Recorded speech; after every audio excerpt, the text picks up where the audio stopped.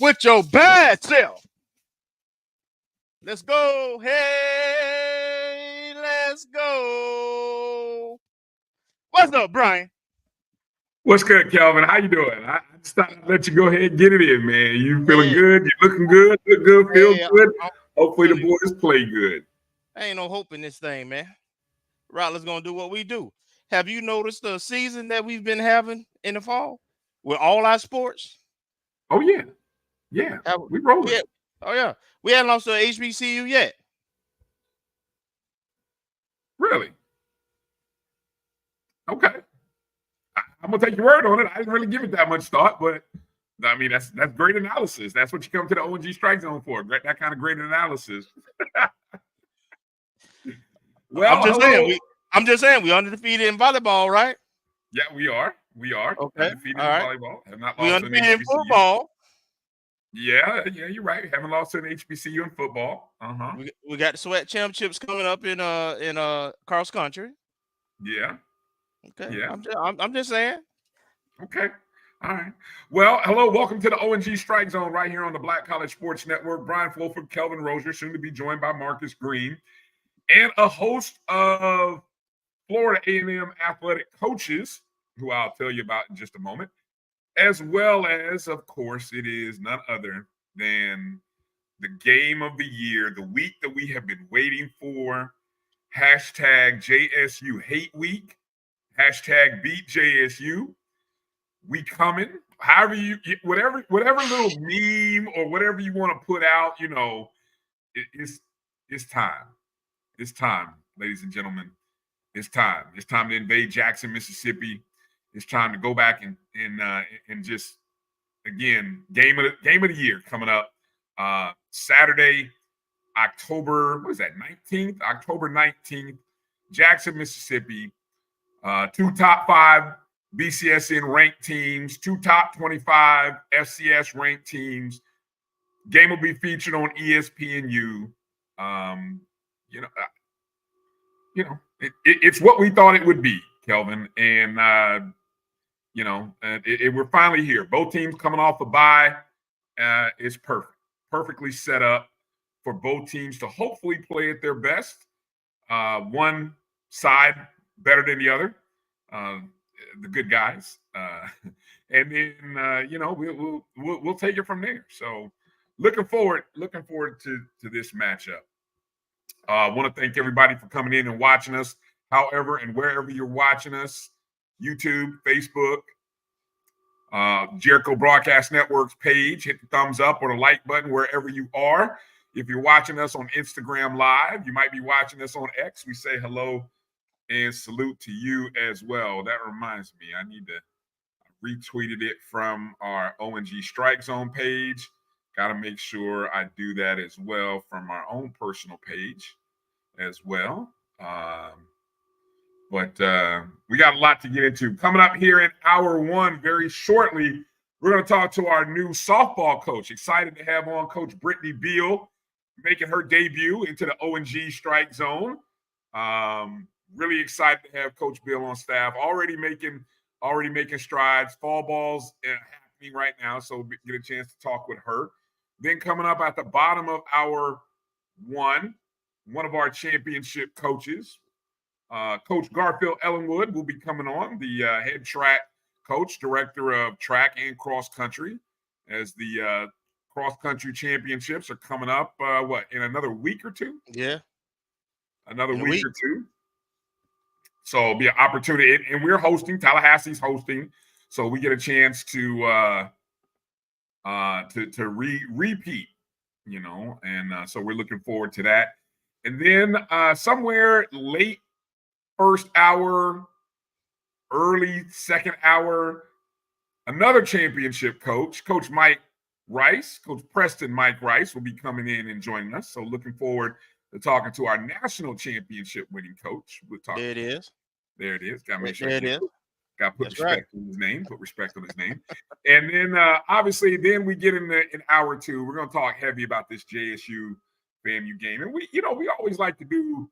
We always like to invite in folks from our opponent. So we got a couple of good guests: Doc Holliday, HBCU Overdrive, and Charles Bishop of Dr. Cavill's Inside the HBCU Sports Lab.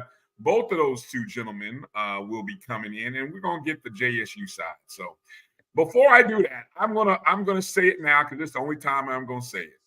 You know, I would hope that in our chats, especially on our Jericho Broadcast Network chat, that we learn how to have fun, but we don't get ridiculous. You know, we know Rattler Nation, they're gonna come stick their head in, and because this is a welcoming space, the Jericho Broadcast Network's YouTube page. And yes, this is a show for us Rattlers. But as Dr. Lori reminds me, we're not taking no mess. So if Doc blocks you, don't come crying to me later that I got blocked by Dr. Lori. Nah, look, that means you came in talking ill of somebody. So have some good smack talk, have fun, but don't get ridiculous. Did I say that? Did I set that up properly there, Kelvin? Absolutely. Okay. So yes. So with all that said, enjoy. I don't have time to go through all the shout outs. I see that the family that's in there. I'm just gonna roll through names quickly as I see them. I see Jimmy Mack, first one in there. I see Bull in the building. Of course, Dr. Lori's in there moderating.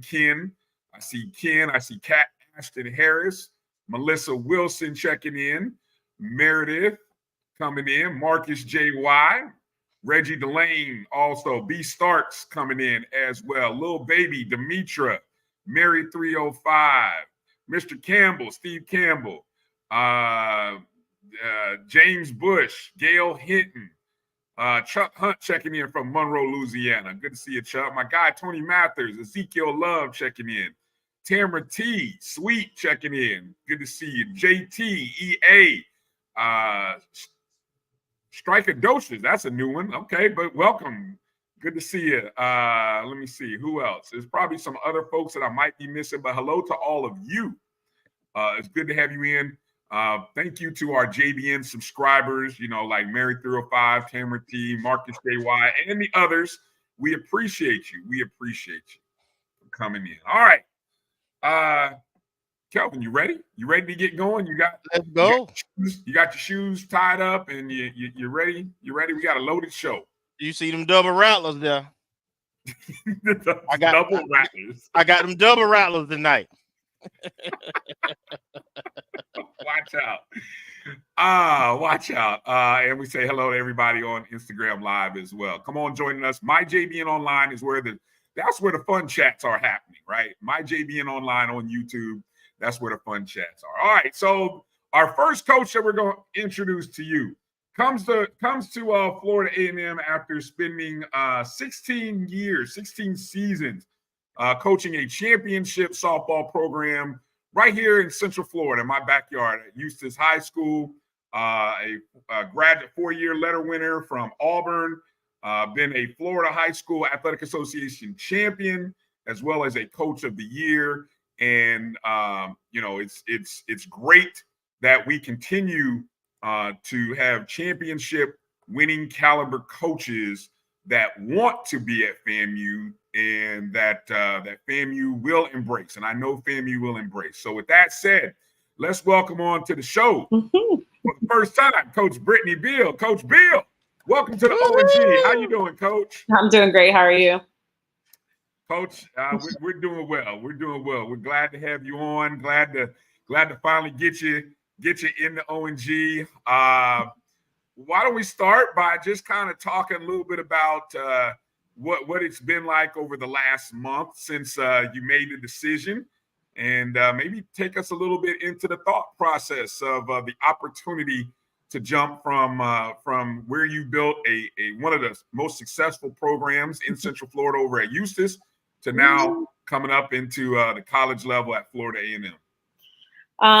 It's been a marathon, as I could say. I've been very blessed to be put in this position to not only lead FAMU, but also I have 21 girls that I have in this short amount of time learned their names, and I feel like God has put me here for a reason. And throughout my career, I think God was very intentional with the way that He wanted me to be in this position. So I am very thankful, very blessed, and I'm ready to represent FAMU the best that I can possibly do.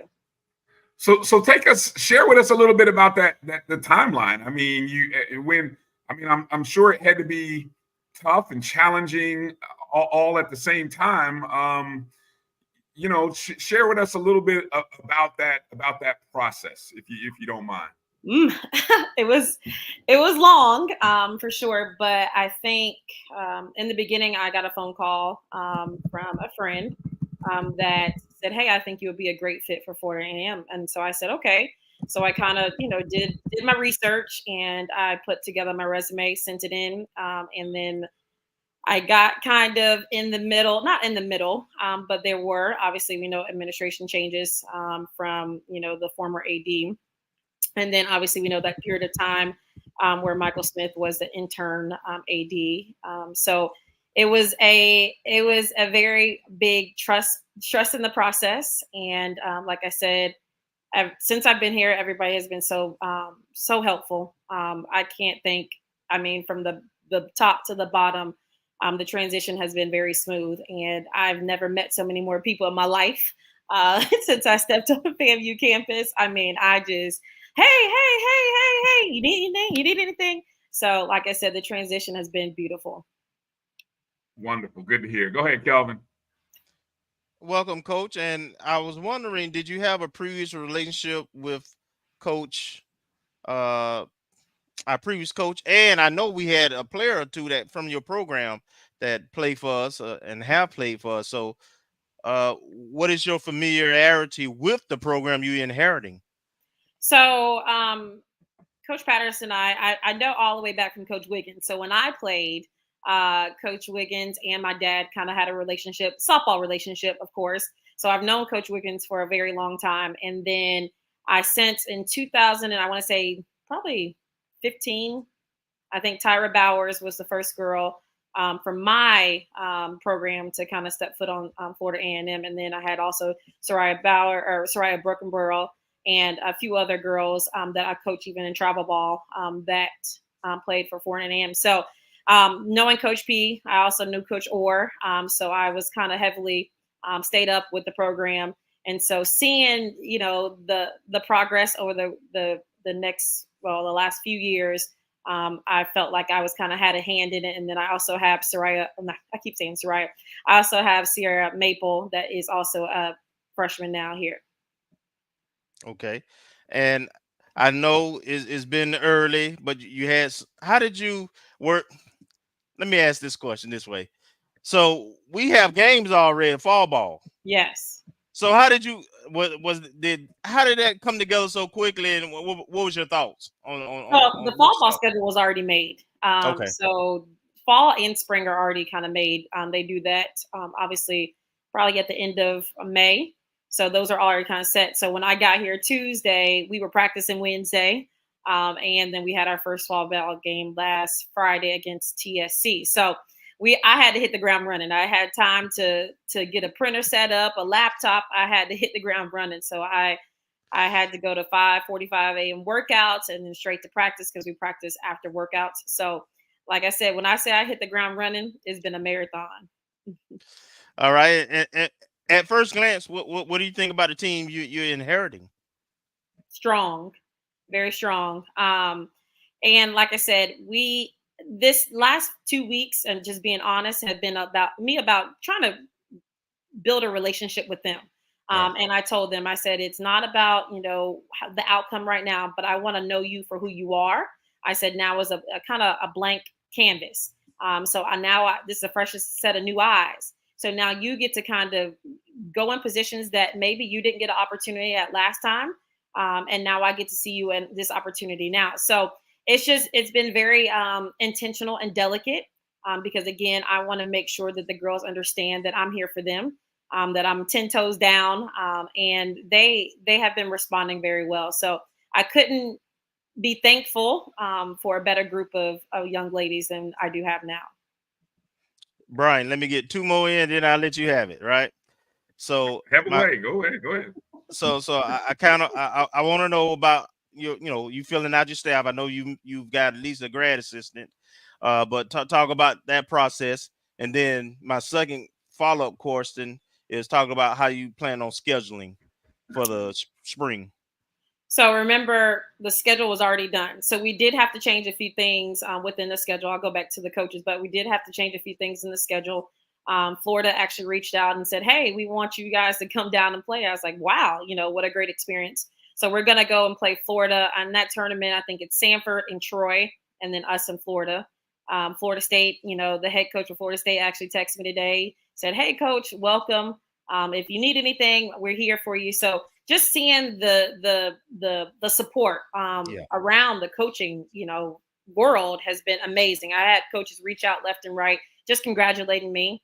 And then when it goes back to the coaching staff, today was the very first day that our pitching coach started. So we have been very strategic. And today was our first day on practice with the girls. And then also, obviously, Nia Morgan, she's been great. Coming in, I didn't know everything. I didn't know everybody. And she has been a really, really big help of learning the trainers and the equipment manager and just the little things that I think that people don't realize. She has been very helpful in those areas. So I'm looking probably to fill one more spot with the volunteer assistant just to kind of give us some depth. But so far, like I said, I think right now we got a solid foundation when it comes to coaching staff. So I'm very happy with that. I'm sorry, I lied, Brian. I keep crossing off questions. That's great. I'm glad you're getting them in, because questions that I have, I keep crossing them off. But go ahead. I love it. Keep going. I am really interested in the style of play, offensively. Are we slap ballers? Are we, just line up and hit it where they pitch it? What's your philosophy? So right now I've been talking to the girls about being just learning the softball IQ, and learning the small things, when to pull back, when to press, when to not to press, when to steal, not to steal. So I've been very, very, I guess you say, trying to break that part down, because I feel like everything else can kind of fall afterwards. See ball, hit ball. I had one girl kind of get a little frustrated. We did live pitching today, and she got a little frustrated. And I said, "Listen, keep things simple.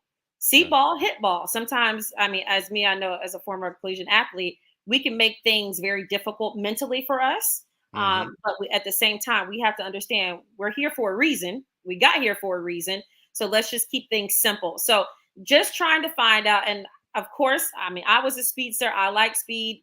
We do have, we have 4 slappers that can put the ball on the ground.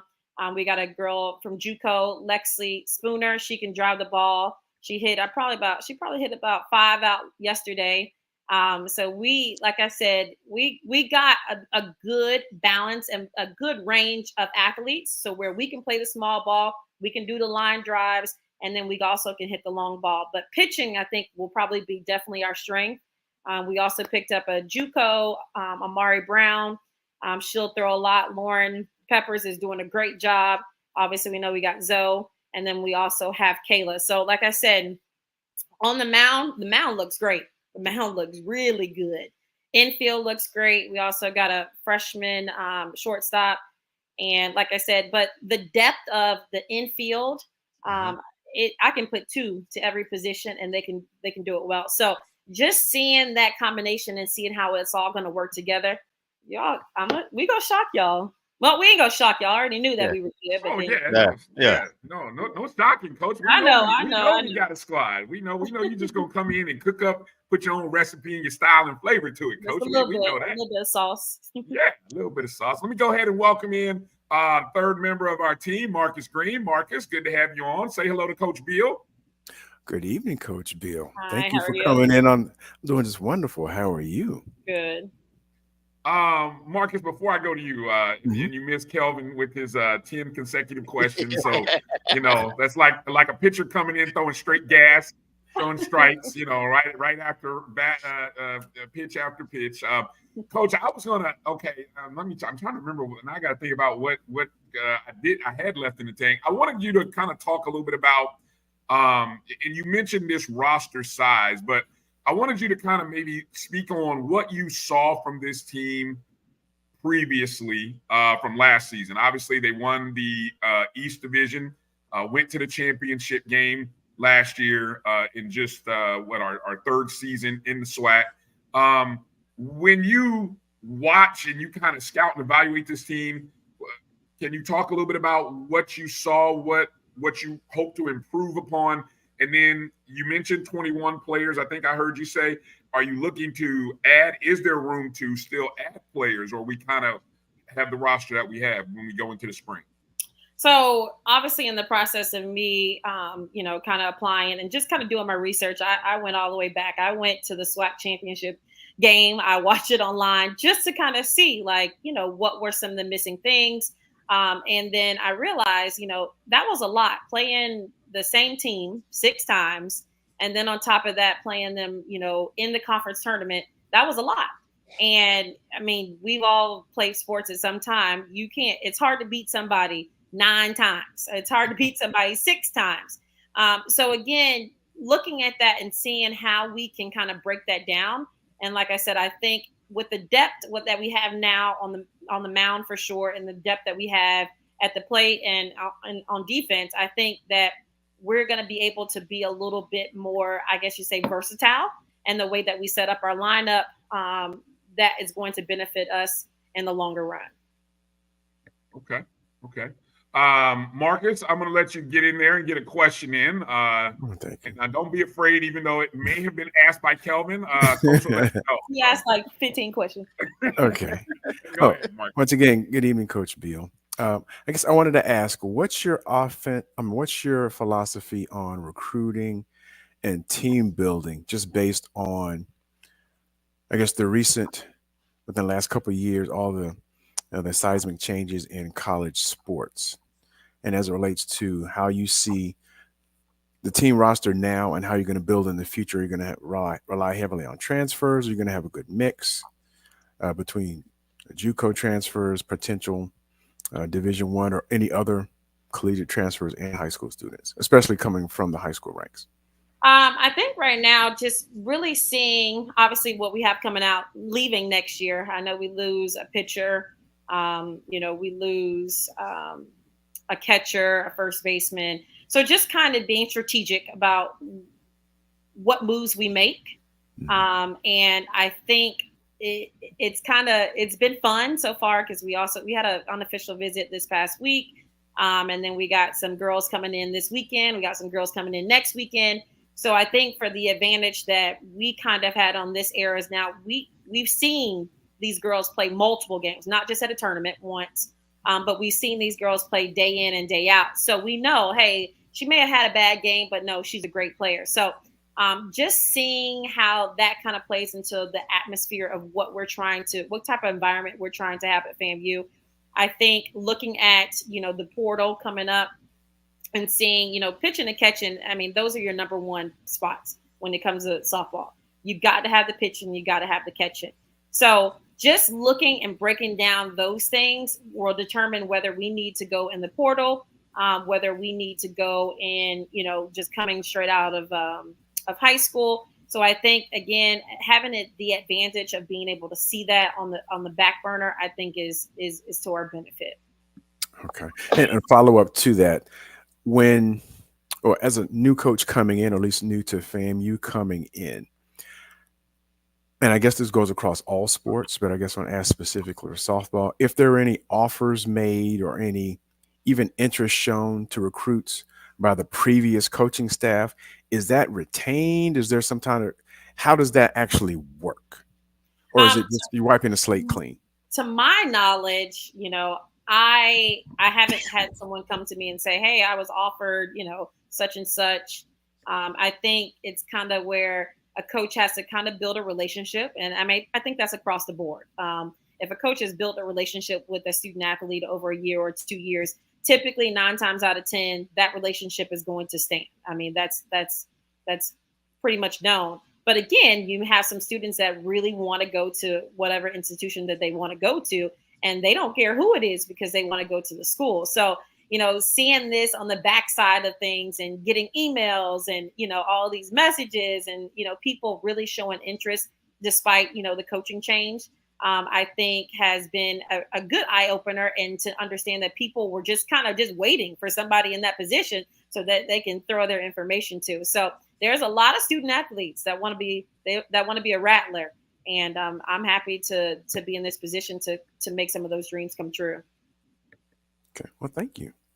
You're welcome. Coach, before I let people know about upcoming matches or upcoming games on this Friday and next Friday, Jens P reminded me that you have a camp scheduled at the end of this month. So I want to give you a chance to kind of talk about the upcoming camp, and and I'll let people know then about the game on Friday as well as next Fridays. Yeah, so we're partnering up with Minority Softball Prospects, and I don't know if you guys have caught up with them, but a great platform for minority softball. They just had a All-American game at Montgomery, and then I think November 9th, they're going to go to Duke University. So they're going to have 27s and under play in All-American games at Duke. Great platform. I got hooked up with them probably about a year ago, and we did the games at UCF. So great platform. They've been doing it in baseball for a long time, and now they're kind of transitioning it over to softball. So we're going to have a camp, obviously before the game against Southern, but it's going to be from 9 to 1. And we just want girls to come out, whoever shows interest. We're going to do a skills test where we do home to first, do some defensive work and obviously some offensive work. But I think it'll be a great opportunity for our locals and girls in the southeastern state to be able to show what they got. Right. Was there a part two? I forgot.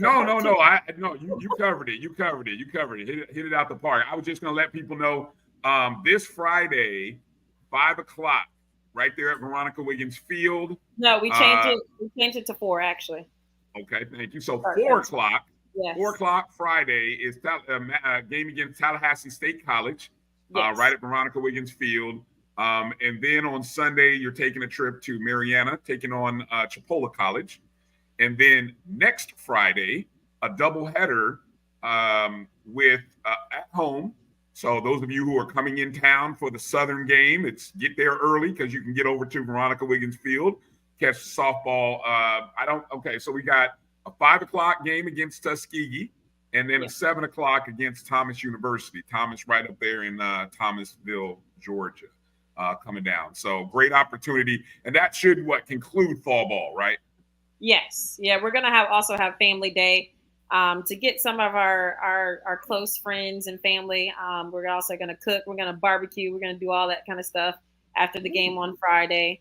And like I said, it's going to be a whole weekend of softball and football and FAMU. So we're excited. Awesome. All right.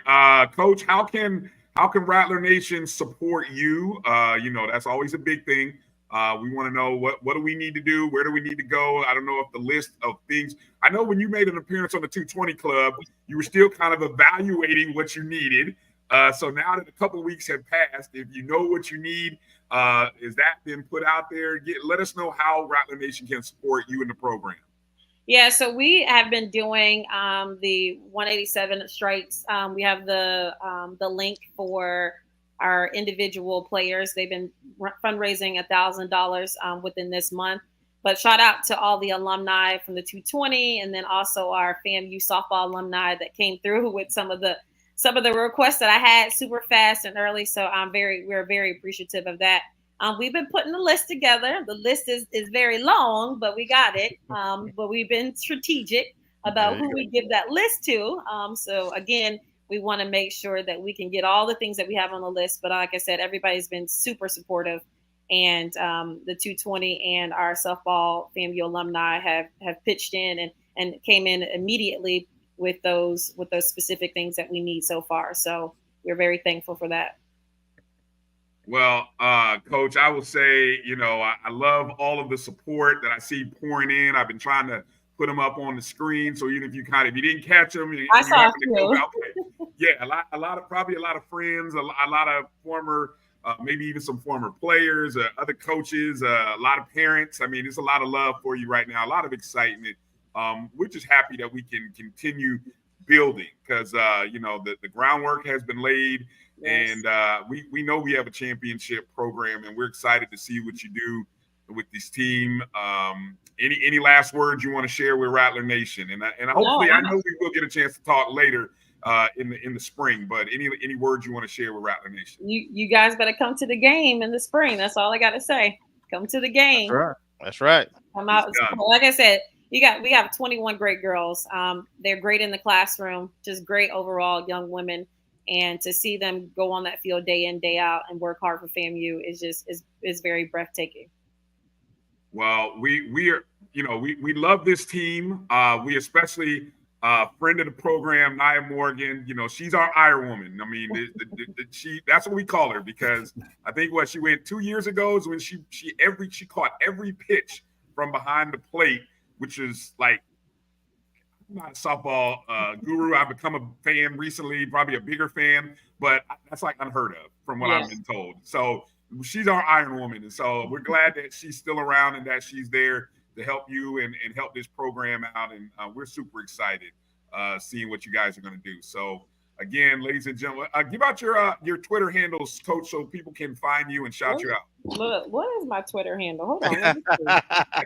I just pressed Twitter. Let me see if I can find it.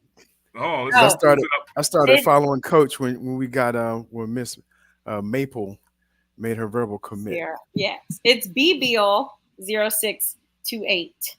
All right, Beall 0628. Yes, that's my wedding day. So 0628. Okay, all right, there it is. Okay. All right, Coach Beall, thank you again for your time tonight. Don't forget, head out Friday, 4:00. Veronica Wiggins Field. If you're not going to make it this Friday, you got next Friday. Catch the doubleheader before the Southern game. And come get some barbecue. My brother's cooking barbecue, so come get it. Oh man, Coach, you don't know what you just did. You know what you just said. Come get it. I'll save you a slab. All right. A slab. All right. Just a play. All right, Coach. There it is. It's done. Get on the bus. I'm going to have to take Friday off and get up there from Orlando. I'm there. All right, Coach, thank you for your time. Thank you so much. Good luck. Be well, and we'll talk again soon. All right, have a great evening. Bye-bye. Right. Ladies and gentlemen, Coach Brittany Beall, first interview in the O&G StrikeZone. Can't wait to talk to Coach some more. Let's take a short break because our championship coach, Coach G, is coming up here. We're going to catch up on what's going on with our cross-country. And I've seen the pictures. I've seen the track team out there practicing and doing what they do. So we're excited. So we're going to talk to Coach G coming up here in a moment. You're watching the O&G StrikeZone right here on the Black College Sports Network. We'll be back in just a moment. If you think all pads are exactly the same, think again. This is Always Ultra Thins reinvented with the Always Triple Protection System. This pad wicks gushes 90% faster, absorbs even more so you can feel dry, and locks odors in.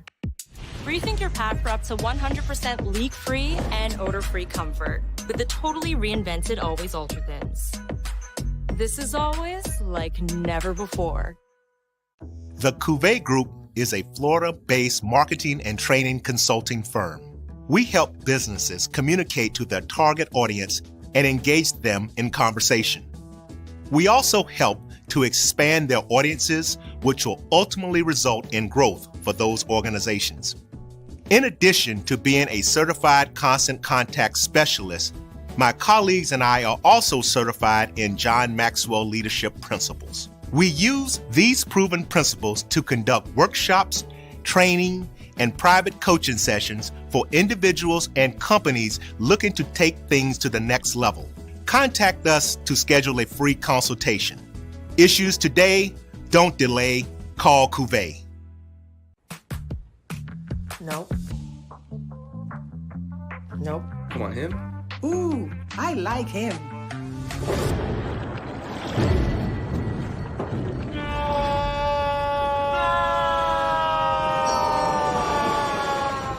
the quicker picker-upper. Bounty picks up messes quicker, and each sheet is 2 times more absorbent, so you can use less. He's an 8. He's a 9. Bounty, the quicker picker-upper. This is Brian Fulford. AD Drew and I are co-hosts of the BCSN Sports Wrap. We talk about all things related to HBCU athletics. From the games, teams, coaches, and fan interest stories, we cover it all. You can find our shows on Facebook at BCSN Sports Wrap, YouTube at MyJBN Online, and everywhere you listen to podcasts like Anchor, Spotify, Google, and Apple Podcasts. You can also find the show on the Jericho Broadcast Network's app. Make sure to download. We look forward to you joining the conversation and being a part of the show.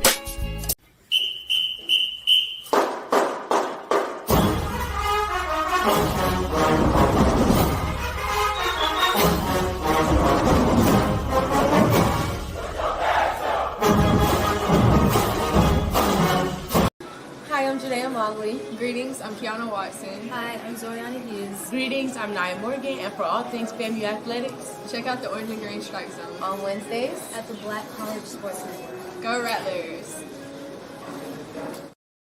All right.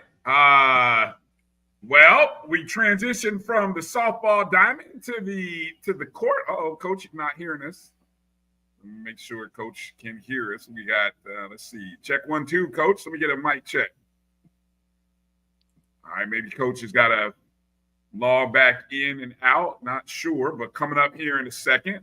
Let me see. We got you, Coach. All right, try to log out and try logging back in, Coach. Hopefully you can hear me. No, he can't hear you. He can't hear me. Okay, I'll text him. Okay, there you go.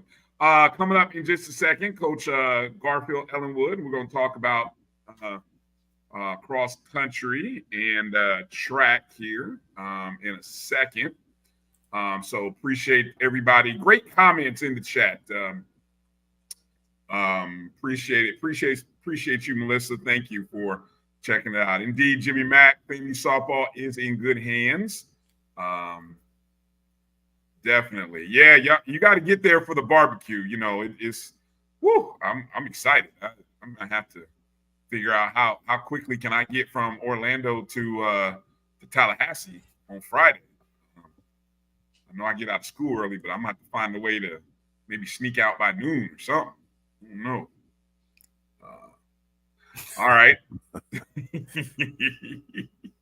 These kids hanging. Yeah, hey, look, they'll be all right. It's Friday. They didn't check that on me anyway on Friday. So. Hey, you can't say this, but they ain't worth.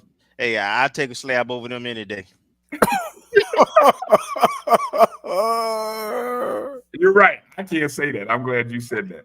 All right, here we go. Let's see if we got Coach. Coach G. Yeah, I can hear you now. Like I was able to hear y'all before the commercial, and then all of a sudden it just went out. I could see you, but couldn't hear you. That's all right, Coach. Welcome back on the O&G StrikeZone. Ladies and gentlemen, Coach Garfield Ellenwood joining us, championship coach of our cross-country and track and field programs. Coach, how's it been? How you been doing? All is well. All is well. We just got back to training, and classes are going well, and we're looking forward to Monday. All right. Why don't you give us sort of an update for people who may not be familiar. The cross-country season isn't particularly long, and obviously with the storms that have come through Florida/Tallahassee, it's sort of impacted the schedule. So with the SWAC championships coming up pretty soon, let us know what this fall season has been like. It's been a roller coaster, actually, with training. We've only had 2 competitions. We missed 2. But all in all, the young ladies there, they stayed focused. They kept pressing forward. Coach K came up with a plan to make sure that they're prepared. And ultimately, at the end of the day, we all have to deal with ups and downs. And when it's time to perform, it's time to perform. Go ahead, Kelvin. Coach, so where is the team currently heading into the SWAC championships? I saw where at least a couple of your runners that ran a personal best at their last meet. But, what do you think the team is in terms of being able to defend their championship? I think we're right where we need to be. I mean, they're working hard. Ultimately, it's about them controlling what they can control. The conference is tough. You have, of course, Alabama State. You have Alabama A&M. You have Prairie View, Texas Southern, and it can be anybody's day, any given day. So all we're going to do is focus on what we can control, and that's us. I'm proud of the way they performed this past Friday. Like I said, they're moving in the right direction, but you got to show up on that day. Okay.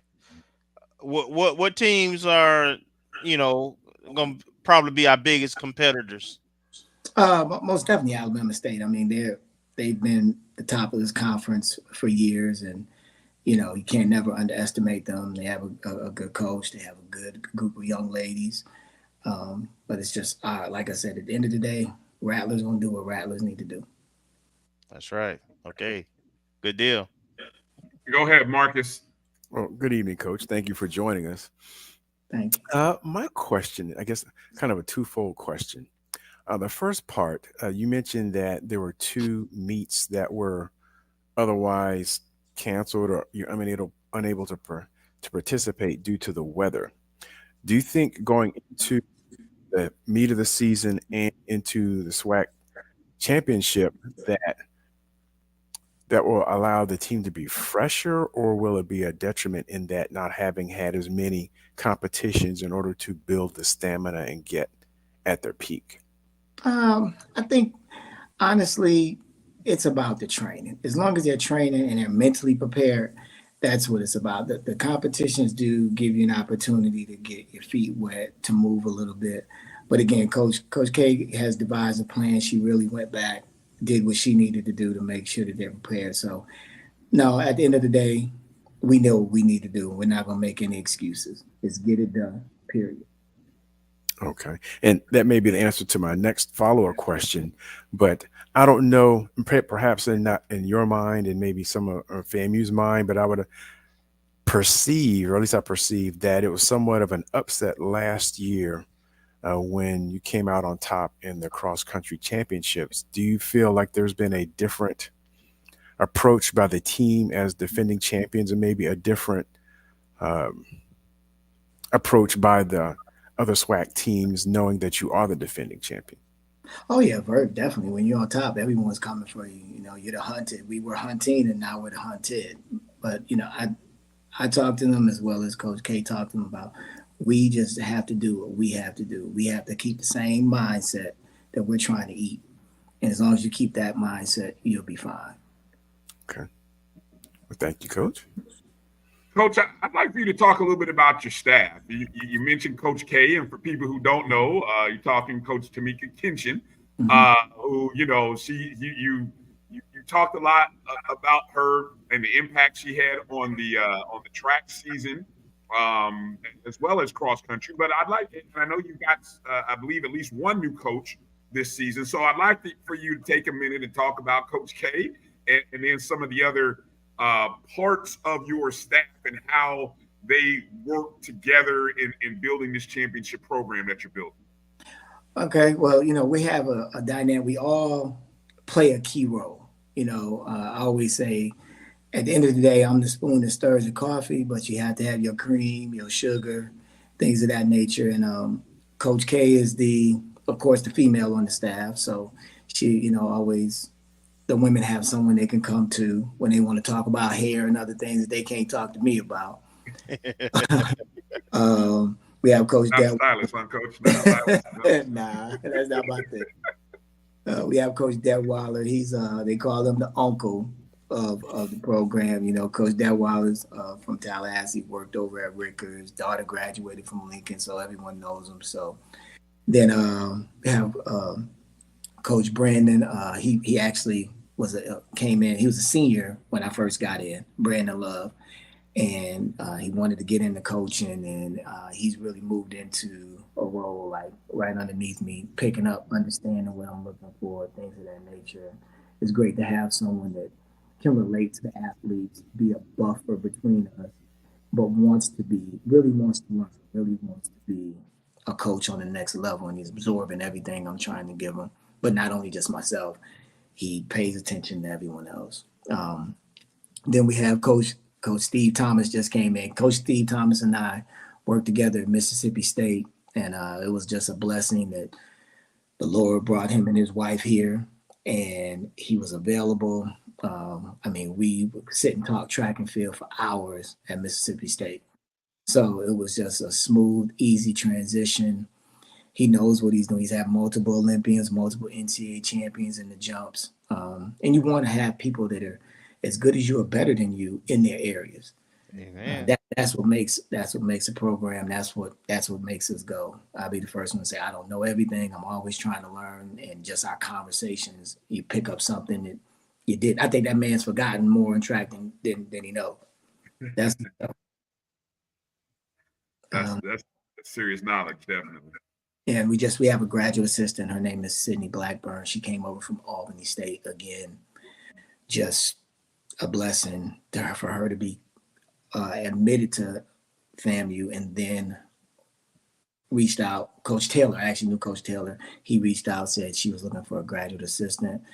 Before Tiffany had left, she had got that in the works, and everything filled out the staffs. I had just lost my pro coach because he went back to Puerto Rico to compete, because he's still competing. So he got a chance to be with the national team coach, and you have to take that opportunity.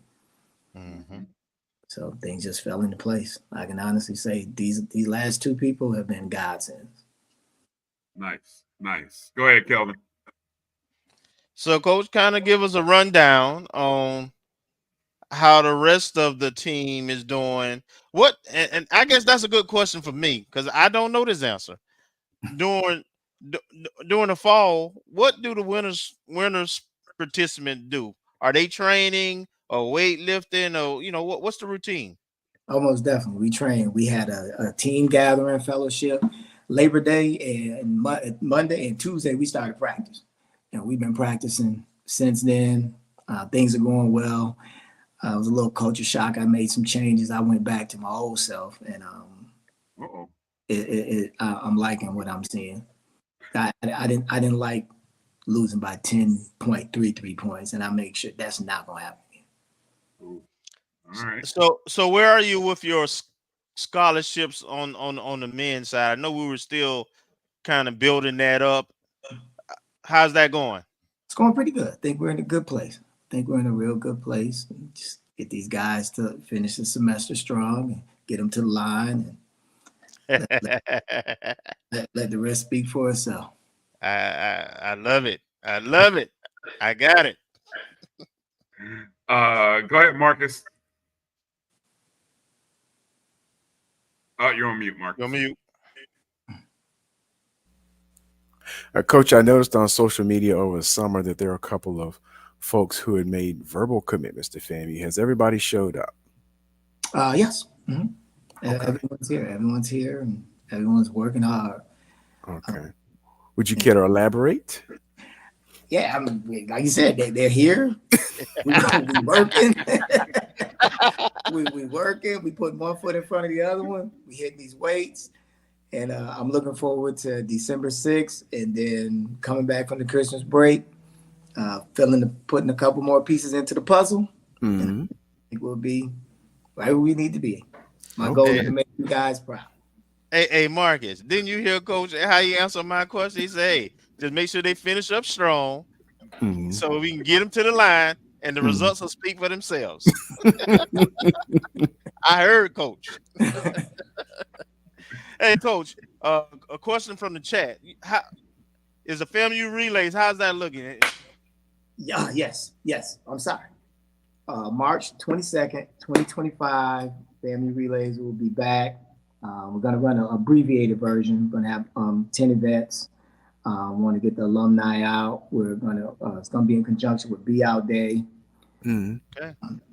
Of course, getting the athletes together Friday over and up at the Will Packer for some felt with baseball, softball. Everyone's going to do it like they used to do it.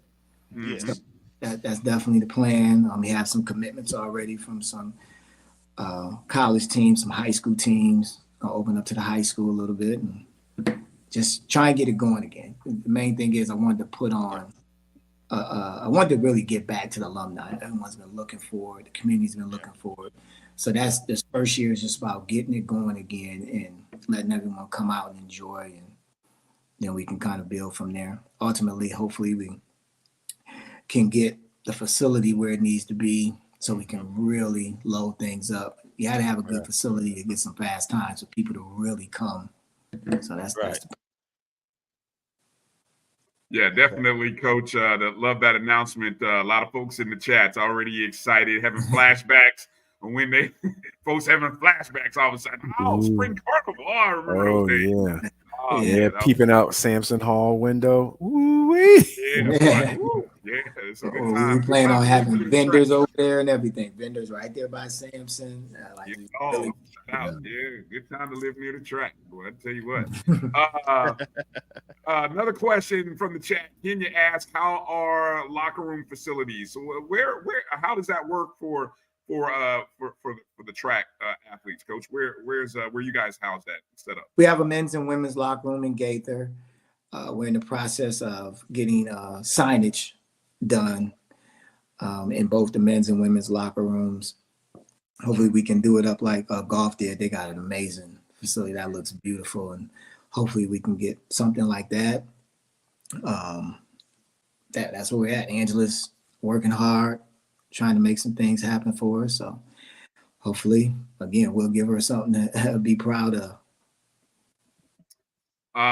Well, just in case, folks, you didn't know, Monday, October 21st, the SWAC Championships being held in Appalachia Regional Park, site of where FAMU won last year. An amazing, caught people by surprise, but people won't be surprised this year. So it'll be interesting. You know, Coach is not going to give away too much of the strategy, so I'm not even going to ask. I know better. We're just going to sit back and watch it, and then we'll talk to Coach afterwards, just like we did last year. But Coach, any thoughts or any words you want to share with Rattler Nation? I know I heard Vaughn in the last 220 Club talking about getting folks out, but I want to give you the last word and kind of pump that up a little bit. Oh, yes. Anyone that's available Monday, 10 a.m., Appalachia Park, please come support. We need it. We're looking forward to it. We want to represent Rattler Nation proudly. I want to give, like you said, Devon, a shout out to the 220 Club. They have been amazing, the support. They just really looked out for us for some equipment we were trying to get for track and field. I'm ecstatic, and I truly, truly thank them. They're going to be there. They already told me they got some vans, buses. It's Hatfield. I think it's Hatfield. Hadley. She pulled me aside. At the volleyball game. She said, you better do something because we coming out there to support y'all. She pretty much put me on notice. So somebody must be bringing. Vaughn must be bringing coffee and bagels. I don't know what Vaughn must be bringing coffee and bagels and donuts or something. Yeah, something. She was not playing. I went to them that next practice. Like, y'all better handle y'all business because I ain't been having her going. Hey, all you gotta do is go back and watch Coach Cozy after that Alabama State game. Coach told Angela, "Hey, it's a little bit warm in here today." It's that 220 Club. They love our student athletes and they support our programs. But you better believe they have expectations of winning now. Oh yeah, most definitely. Yeah. We appreciate it. I mean, at the end of the day, you got to be held yourself accountable. But we're not just representing ourselves; we're representing this university and the people that support it. Now I got a question for you guys. Yes, Kelvin, where I can get that shirt? Brian, where can I get that shirt? Go ahead, Kelvin. You first. I gotta remember the vendor, man. I'm gonna have to. I'll text it to you, Coach. I gotta remember the vendor. But yeah. Okay. I think the vendor's like Divine 9 or something. I'll send it to you. Okay. Yeah. Coach, the Save the SWAC shirt. I thought that was a limited run, but I'm gonna reach out. I know Earl might be in the chat. Earl's watching. So Earl Hankerson. Earl, I need you to post in the chat where if the Save the SWAC shirts are still being sold, so I can make sure we get one to Coach G. So I'm gonna find out, Coach. I'm gonna find out. You hit me with the hard questions, and so yeah, we gonna get something back to you. I saw somebody ask, so I want to repeat again. Monday, Appalachia Regional Park is where the SWAC championship meet will be Monday. And you said 10 o'clock. So is that when that's when the women's meet starts at 10, correct? 10 o'clock. That's when the gun gonna go off. So get there about 9:45 and walk right on up to that fence and get you a good spot. All right. So I know it starts at 8, and 8 must be the men. 8 a.m. must be the men. Okay. Mm-hmm. So plan to get there a little bit early and then be ready to cheer on the Rattlers 10 o'clock as we get going. So all right. Coach, anything we left out? Anything that we didn't mention? No. Okay. No, again, you're looking forward to everybody coming Monday as well as March 22nd, 2025 to the FAMU Relays. And let's get the streak going again. Yes, indeed. March 22nd, right? Yep. Saturday, March 22nd. Mm-hmm. All right. Somebody write that down. Make sure we put that in the chat. Save the date. Yeah. And as soon as you win Monday, let's get back and start raising funds for those rings. Amen. Amen to that. I could. Hey, we got a plan for it. You got to speak it. Plan. Yeah. Speak it into existence. All right. Well, I want to give condolences. Ms. Doris Hicks. She actually, Polk County Association, paid their portion for our rings, indoor championship rings, and she passed. Yep. And her funeral is going to be on Monday. So condolences to her family, and we appreciate the support. Yeah. All right. Thank you for sharing that, Coach. Good luck to you and the team. And we look forward to you guys celebrating another championship on Monday, sometime around noon or sometime. Hey, 10:20. They run fast. 10:20. They run fast, Brian. I'm sorry. My bad. Yes, 10:20. 10:20. All right. So make sure, and it will be streamed on the SWAC digital network. So if you are out of town and you can't watch, you can follow along all the results. They do a great job. That was really fun to watch last year, and the scores and everything is right there on the graphic. So really great job by the SWAC. So SWAC digital network tomorrow, Monday. The meet starts at 10. Be there early. Cheer on the Rattlers. Good luck, Coach. Thank you for your time, and good luck, good health, and let's run it back. Thank you. Appreciate it. Thank you for having me. Thank you, Coach. All right. Good night. All right, Coach Garfield, Ellenwood, Coach G. Let's take our next break. Come out with Coach Preston, Mike Rice. Kind of catch up on what's happening with golf right on the other side of this break. You are watching the O&G StrikeZone right here on the Black College Sports Network. We'll be back in just a moment. It's never too early to plant the seed, to share the tradition, and instill a sense of pride in your HBCU with your little ones. HBCU Pride and Joy Children's Boutique helps you share your school spirit with a wide selection of adorable kids apparel and accessories officially licensed from your favorite HBCU. Visit hbcupridejoy.com and follow us on all social media at HBCU Pride Joy on Facebook and Twitter. Supermarket sushi, really? No. Wait, Troy, you work here? I'm never not working. Like Head & Shoulders Scalp Shield technology, up to 100% dandruff protection, even between washes. Never not working, huh? Oh, Troy, you're such a good teacher. Yeah, I know. Never not working. Never not working. Never, ever not working. Are you serious? Never not working. Dandruff protection that's never not working. Head & Shoulders Scalp Shield technology. Hey, grab me one too.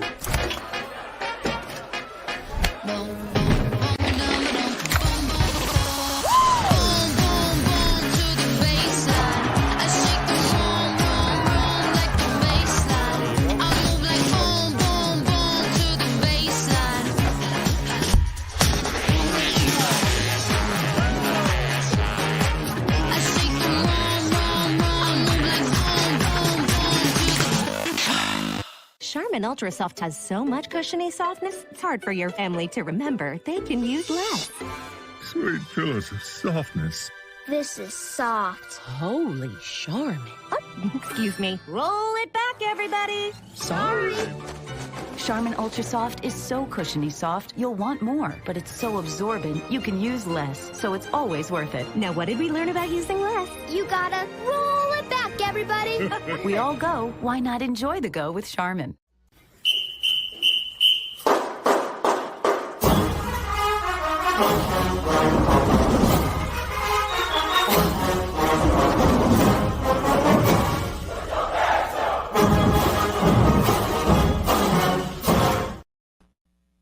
Welcome back to the O&G Strike Zone right here on the Black College Sports Network. Joining us, we got another championship coach. We just keep rolling them in. This is the kind of show you see. There's a theme, something about champions. There's something about winning. We nothing but winning. That understand the theme and where we're going on today's show. Welcome in, Coach Mike Rice. Coach Rice, how you doing? I'm wonderful. How y'all? What's up, Coach? Doing great. Doing well. Coach, last time we talked to you, you guys were breaking in the new digs in the golf in the putting room and Yes, everything.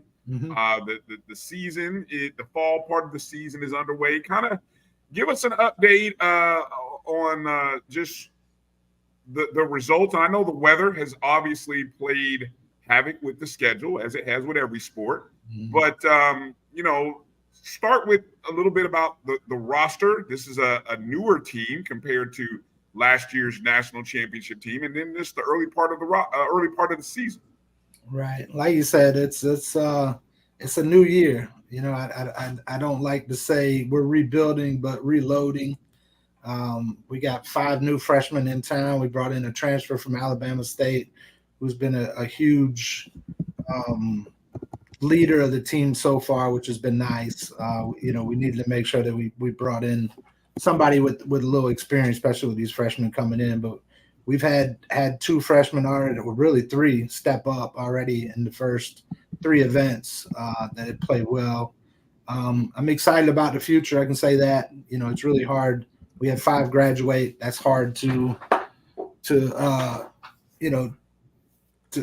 bring in to emulate what they've done the last few years. But and like you said, the weather's been awful. We've been in North Carolina 3 times and once completely rained out, and another one we lost a round from the rain. So it's been crazy, but I'm really excited about the future of the program for sure. All right, go ahead, Kelvin. So, Coach, your schedule, because of the weather, has been impacted. Is there any opportunity to, during the season, during the fall or the spring, do you try to make anything up, or you kind of just roll with what you got? We kind of roll with what we have. I mean, the schedule is set. It's hard for one, with the way schedules are made to add new tournaments to the schedule.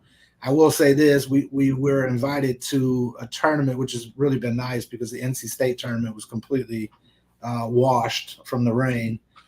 Eastside Golf, which is a black golf-owned apparel company, is doing a tournament out in Texas at Frisco. And what's really nice about it is they're covering the whole cost of it. The plane fare, the hotel, the food, everything is covered through them. We've added that to the schedule, which was kind of nice. That was just something that came up that we just couldn't say no to. It's going to be a great experience for our guys.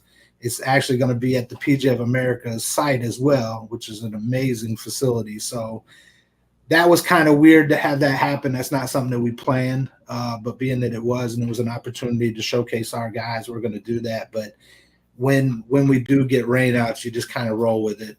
Fortunately, our schedule is pretty full that we're allowed to do that we don't need to do, to have makeups for dates that are washed. Coach, what did you think about the tournaments that you did compete in? What was your impression of your team? I know in one tournament in particular, there was a lot of teams there, including teams that have a lot of support, and we did pretty damn good against them. We did. The first event, Howard's event, which is the first time we've traveled up to DC, and quite frank, the last few years it's been Howard and FAMU as as the HBCU golf teams to watch. You know, quite frankly, to go up there and beat them on their home course was a good thing. It gave our guys a lot of positive thoughts from it. You know, they're kind of in the same situation we are. They graduated a lot of kids. They're trying to figure out, you know, who those 5 are going to be. And we're really going through the same thing. Quite frank, we were really disappointed in the last event. The SAS championship we've won the last 2 years, and to not win it was not a good feeling.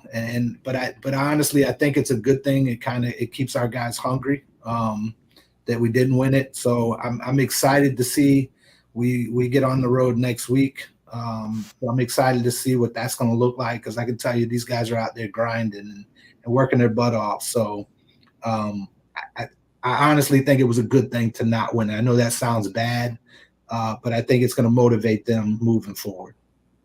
Okay. All right. Marcus, go ahead there, Marcus. Good evening, Coach. I guess one question I have, if you were to evaluate this team's strengths versus the team last year, where would you say the strengths lie? That's a great question. I think the biggest thing in what we're seeing right now, I think this team is deeper than last year. That doesn't mean better, but deeper. You know, it's hard when you got that many seniors. That experience is so hard to replace. I mean, that's really where we're at right now. What we're seeing on the golf course, we got a couple guys that really look good, but really look bad at times as well. And that's just that experience and that youth. And so to say that, the thing that I see right now, and I said this, I was even talking to one of our former guys that just graduated today. I can't say the team's better, because that would be obviously we had a national championship team that was here last year, but the depth at the bottom is way bigger. We have 3 or 4 guys that are really competing at that 5 spot, whereas last year we probably had 2. So we kind of knew where we were going last year. We're still trying to figure that out this year. We've had in 3 tournaments, we've had 3 different lineups. That wasn't the case last year. So again, we're trying to figure out. They're going to go out there and fight for it. I don't play favorites. It's who's playing his best. It's who's going to be in the lineup. And we were out there today fighting for it. And we got 4 guys, or really 5 guys fighting for 1 spot, and they're within 1 or 2 shots of each other. So that's a good thing that we have. But it's also going to take a little longer than last year to figure out who's going to be the 5. So again, I'm excited. These 5 freshmen we have are so talented. And to watch them grow in the next 4 years is going to be fun. We got a young guy from Massachusetts, Sasha Robinson, who was a 6'5" kid that you don't see playing golf very often, that has some rare talent that I think is really going to be fun to see in a few years. Okay. Thank you, Coach. Right. Yes, sir. Coach, for people who aren't familiar with the roster or how you get to those 5, obviously 11 players on the roster if they go to the website. How does that work? Just kind of break that down. How do you get to the 5 that you take to these events? So, I mean, we brought them in this year because I knew we really needed to see where they're at. And we brought them in a little early and started earlier than normal. But we do qualifying, so they go out and they play for it. And at the beginning of the year, it's the top 5 are going to travel. As we continue to go in tournaments, one of the things I like to do is as guys are playing, it's tough to leave some of your better players home, whether they're playing good or bad. So I'll make, like this last tournament we played in, 4 guys were exempt from qualifying. They played well enough in the tournament to not have to qualify. But we got guys back home who were working their butt off that deserve a chance to get back in that lineup. So right now we have 5 right now competing for one spot to travel for the next 2 tournaments. But it's really, we want the best 5 that are playing, and golf is a weird sport. Sometimes you're playing well, sometimes you're not. And that being the case, we want the guys that are playing the best. So I really believe in competition makes you better. So I'm gonna throw them out there every chance we get to make sure that they're competing and ready. So when they go on they get on the road, they're ready to go, and we got the best 5 that are playing at that time. All right. Let me hit a few questions up in the chat that some folks have. I'm gonna go with the most recent one here from Kenya. Kenya asked about the young team and how does that kind of color the recruiting methodology right now when you got 5 freshmen and just a young squad. I guess by just doing the math, you got about 7 that are only either freshmen to redshirt freshmen or sophomores, 7 or 8. Correct. It's a young team. And that's why I said that the future is bright. I mean, it really is. I mean, we got some guys in there that are even as freshmen are doing some special things that we haven't seen at that age. You know, I mean, it's made recruiting tough. You know, right now we're still waiting to hear what this rule is going to be on these roster reductions, which really make it tough to recruit. Because right now I got 11. If they reduce golf to 9, I got 2 that I got to get to move on, and that's unfortunate. So, as far as recruiting goes, right now I'm kind of at a standstill, to be honest with you. Obviously, I'm still evaluating because I'm hoping that rule doesn't affect us like it does the Power Fives. That's what we're waiting to hear. And if it doesn't, obviously we're going to go out and get more kids. So I'm still looking, but I'm still at a kind of at a standstill because we have all 11 coming back. We have nobody graduating. We have 1 senior on there that we think should get a medical as he was hurt last year, to where we're bringing all 11 back. So we're, you know, next year we're going to be even more experienced, and the following year even more experienced. So again, I'm excited about the future of FAMU golf. All right. Now let me, Jeremiah Clark asked if you could talk, just remind people again about the tournament in Frisco and the name of that apparel company that you mentioned a little bit earlier in case somebody missed it or didn't catch it. Absolutely. Great question. So Eastside Golf is a Black-owned golf apparel company that really, I mean, they teamed up with Jordan. So that'll tell you how big they've gotten over the last few years. The guy that, and I believe it's 2 or 3 guys, they all graduated from Morehouse. They played golf at Morehouse. And it gotten big. I mean, they're in PGA Tour events. Their apparel's out there. I mean, and I'm telling you, man, it's some good stuff. One of my guys today hit me up saying, hey, you know, and he just graduated. He's playing overseas. Say, hey, you know, maybe you can get me in connection with them. I would love to wear their stuff over there.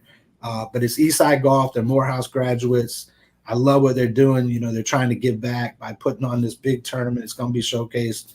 Good Morning America is supposed to be there, which is going to be great with Michael Strahan to get a chance to showcase our guys. So, again, Eastside Golf, please do go out, check them out, support them. They got some really good stuff out there. Yeah, eastsidegolf.com in case anybody is interested in the apparel site. I just punched up the webpage, so eastsidegolf.com. Yeah. So definitely check them out. And they do have those Jordan shoes that are pretty cool, by the way. Jordan I see that. I see that. Yeah. Little baby asked, Coach, what are you needing? What do we need to kind of keep the program successful? I think little baby wants another pendant, Coach. Look, the same. I mean, it's money, right? I mean, that's what gets it done. I see your pendant. It's nice, isn't it? Love it, Coach. Love it. Beautiful. I got to give a shout out. Bryan Hagens is the one that did these rings that are unbelievable. What he did with these things. I mean, something special, something you'll see nowhere else. I mean, when you pull it off, if I can get it off, you got a little thing that's actually TPC Sawgrass, one of the most famous par 3 golf holes in the world. Is on there as well, which is pretty cool. But he did an amazing job. But I mean, it's the same. I think and I say this, and I've been saying it for a while. Our biggest need, we need to get a vehicle. I mean, we need something to travel in comfortably for our guys. One of the things I've tried to do this year to make it a little more comfortable, because you know, a 10-12 hour drive North Carolina. But you know, quite frank, I try to make the best schedule for our guys. I don't care where it's at. That's going to challenge them to get better. And so we've had long rides to North Carolina. One of the things I said is I don't mind driving there, but the drive back is tough. I mean, we play until 2-3 o'clock in the afternoon and then jump on, and I'm the one driving back. So what we've done is kind of drive there and fly back, which has been nice for our guys. It makes it way more comfortable for them. They're not wore out, but a Sprinter van would go far, I'm telling you. And that's our biggest need. I think that's some of our smaller sports' biggest needs, in my opinion, that could darn sure be helpful. I do got to say, all y'all know Mr. Mitchell, our booster guy. One of the things he's done that has been huge for us is he's reached out to alumni across. When we show up in the town, he reaches out to make sure that the guys have snacks and water and all that kind of stuff. And we've had a chance to meet some alumni in Raleigh and even in DC that came out to support the team and made sure that those guys were, fueled up, ready to go. So that's been huge for us, and we're going to continue to use that. But the biggest transportation, keeping these guys comfortable so they're not getting off, they're getting off ready to go. So Kelvin, I don't know if you heard that. It sounded like what Coach is saying is we need our Rattler, our family that has connections with automobile dealerships. Yes. We need y'all to come through. That's what we need. So I'm gonna say it. If that's what it sounded like, Kelvin, we whether it be anyone in the 850, or even if it's outside the 850, what are the nearest area codes? Wherever you're at, South Georgia, even doesn't matter. If you know somebody, call somebody. Call Coach Rice. Call the athletic department. We got to figure that out. Great sponsorship opportunity. The team, the company that drives champions to matches. Look, I'm giving you the slogan and everything already. We drive champions. Come on, look, it's golf too. I love it. Oh man, look, that's free. That's free. Just it's free advertising. Amen. Pitches right there. Last thing here for you, Coach, my guy. Yeah. I know we always ask you, Coach, what's going on with those Rattler golf polos, Coach.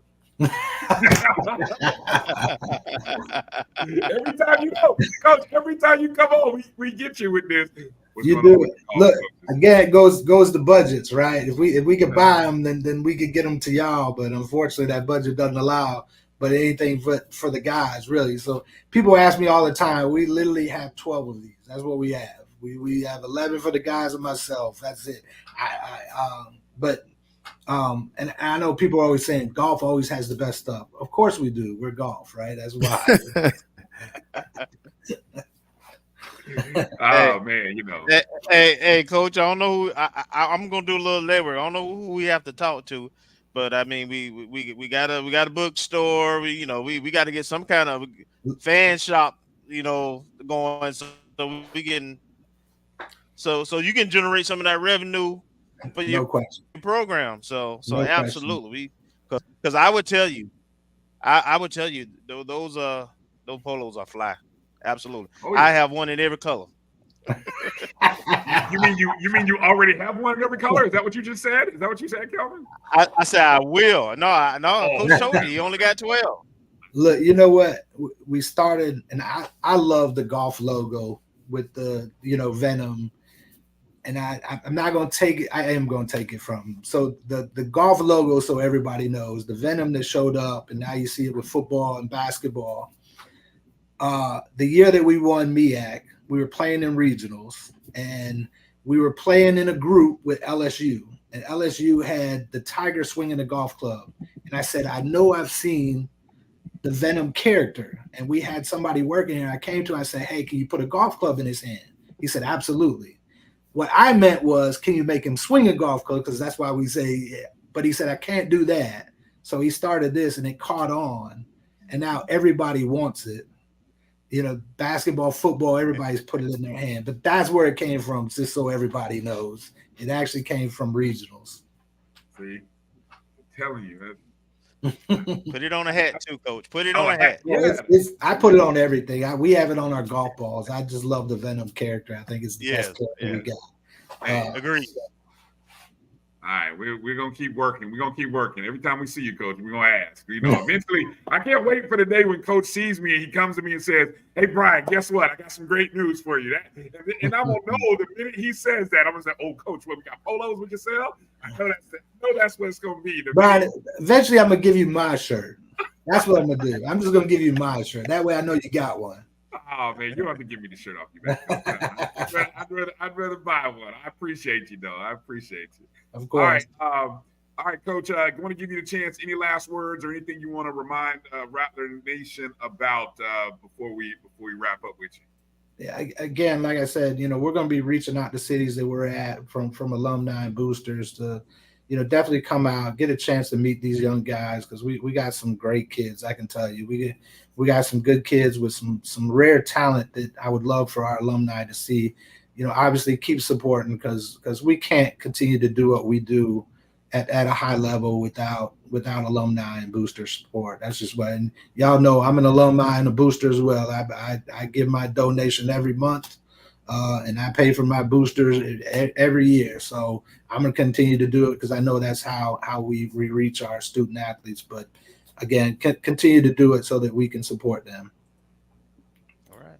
Well said. Well said. All right, Coach. Hey, again, thank you for your time. Thank you for all you do to help our program and just to support. And I'm glad to hear that Rattler Nation, wherever they are, is supporting. And we're going to keep supporting and keep pushing.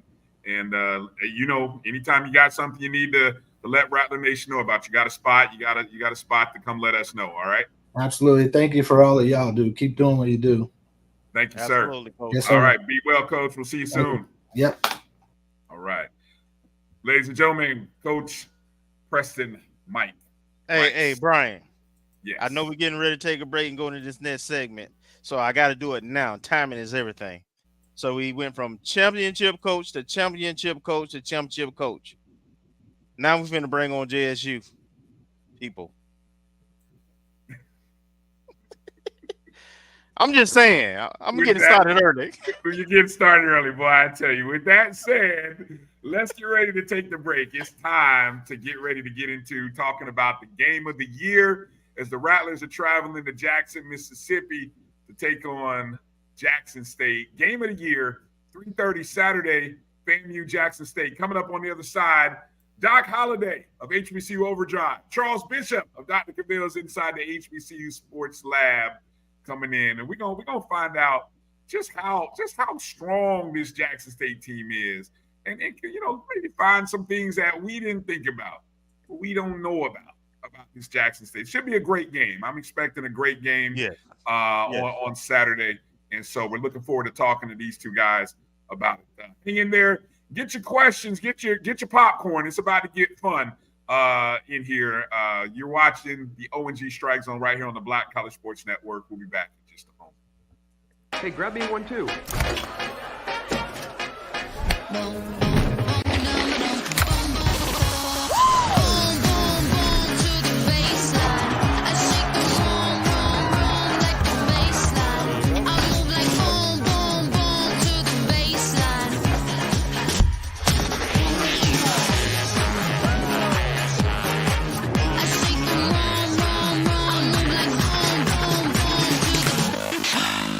This is Brian Fulford. AD Drew and I are co-hosts of the BCSN Sports Wrap. We talk about all things related to HBCU athletics. From the games, teams, coaches, and fan interest stories, we cover it all. You can find our shows on Facebook at BCSN Sports Wrap, YouTube at MyJBN Online, and everywhere you listen to podcasts like Anchor, Spotify, Google, and Apple Podcasts. You can also find the show on the Jericho Broadcast Network's app.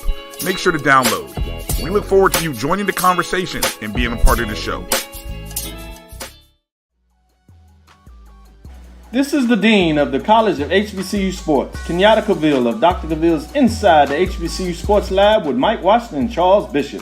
Come mix it up in the lab where the course lecture is in session every Tuesday from 6 o'clock p.m. Central Standard Time on Facebook Live, YouTube Spreaker, or the BCSN app, as we discuss all things about the HBCU sports culture, including exploring the week that was in the sporting HBCU diaspora, as well as the upcoming week of HBCU sports. With me, the Dean, the College of HBCU Sports, on Dr. Cavill's Inside the HBCU Sports Lab with Mike Washington and Charles Bishop. Course lecture dismissed.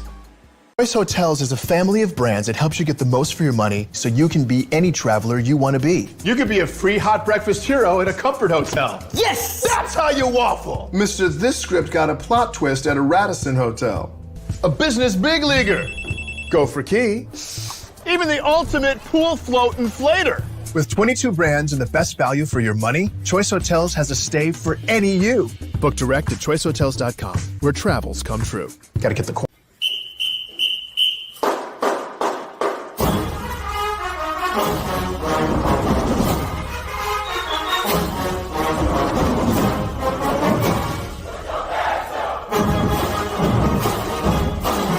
We're going to Florida, and we're going to bring you back a victory to Jackson. What you say now, Chuck?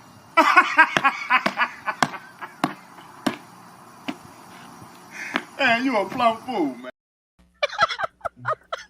There's no truth. Hey, y'all. No truth. Hey, y'all. There's no truth to the rumors that our Chuck that we're bringing on was who was being referenced there. No, welcome on to the program. To say friends of the program. Two great guys that it's a pleasure to have join us now. Charles Bishop of Dr. Cavill's Inside the HBCU Sports Lab. Doc Holliday of HBCU Overdrive. Gentlemen, how are you doing this evening? How you doing, guys? What's going on? Doing all right. How y'all doing? How y'all doing? I think the last time I was on here. Oh, Lord, here we go. The score was 59-3, but I digress. Go for it, fellas. Let's go. Really? It's been that long? I don't even remember that game anymore. I figured. I don't even remember that game. Just looking for anyone who didn't know, obviously the first time these two teams met back in 1961, FAMU won 14-9. The last time these two teams met, obviously, FAMU won 28-10 last year. So that's all I need to know about the series history right there.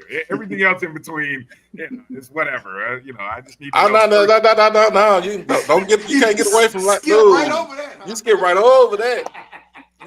No. Oh boy. Let's be honest and truthful. What is the series record right now? All right. I think we're up 12. Series record 8-12-1, 8-12-1. All right, but hey, y'all got one problem. See, we didn't play y'all regularly, right? So now y'all got to see us every year. Oh, that's gonna be fun. Hey, we asked for it. We might not be that school that's in shock and awe of the aura. That's right. That's right. The orange and green. Right. So. That's right. All right. So as we get into this matchup, right here we go. ESPNU, two top 25 teams. Game of the year as predicted at the beginning of the year, and it's kind of played itself out. Let's just kind of get into. Let's start with just the atmosphere and the build up to this matchup before we get into talking about the particulars on the field. So, Charles, I'll start with you and then I'll go to you, Doc. What kind of excites you about the build up leading into this game and kind of where we're at right now? The fact that both of these schools are ranked in the top 25 in the nation, I think that jumps out for you. Obviously, the history of both schools in terms of the pros that they've churned out, the fan bases of both schools. I mean, both schools really carry a swagger and an aura about themselves, and they're not going to back down. And I think the uniqueness of both fan bases is they don't really cede that love to the Power 5 conferences, if you will. If you're a Jackson State fan, you're not so much an Ole Miss or a Mississippi State fan. You love Jackson State, and that's one of the things that I've always been impressed with regards to FAMU. They love FAMU. How about you, Doc? I guess since my freshman year in '97, just going, my first game going to Jackson State game going and seeing all the people that was in the stands, it was, I was in amazement, and, it stuck with me. So, but to hear about the lineage of our program and both programs to be exact, is second to none. And so basically, with the way this game is building up, it's building up like a heavyweight fight. Like the way it started off in the off season, of course, with coaches leaving, getting coaches coming in, players leaving, players coming in, and then just culminating all the way up to for Saturday. I mean, what else can you say? You really are getting an Ollie Frazier sort of build up to it. Right. It's like, Thriller in Manila, Rumble in the Jungle, that type of feel right there. And so for all FAMU folks that have never been to the vet, trust me, with the way we speak of it, it is what it is. It is as advertised. Speaking of the vet, I had another thought, but since you mentioned the vet, give us some thoughts on just that atmosphere. I mean, it's the only HBCU stadium that looks or that holds that 50,000. And when we see on big, when we see Power 5 and those other conferences, and we see the 50, 60,000. This is the only HBCU program that has that type of stadium that can hold that. What's it like when it's rocking?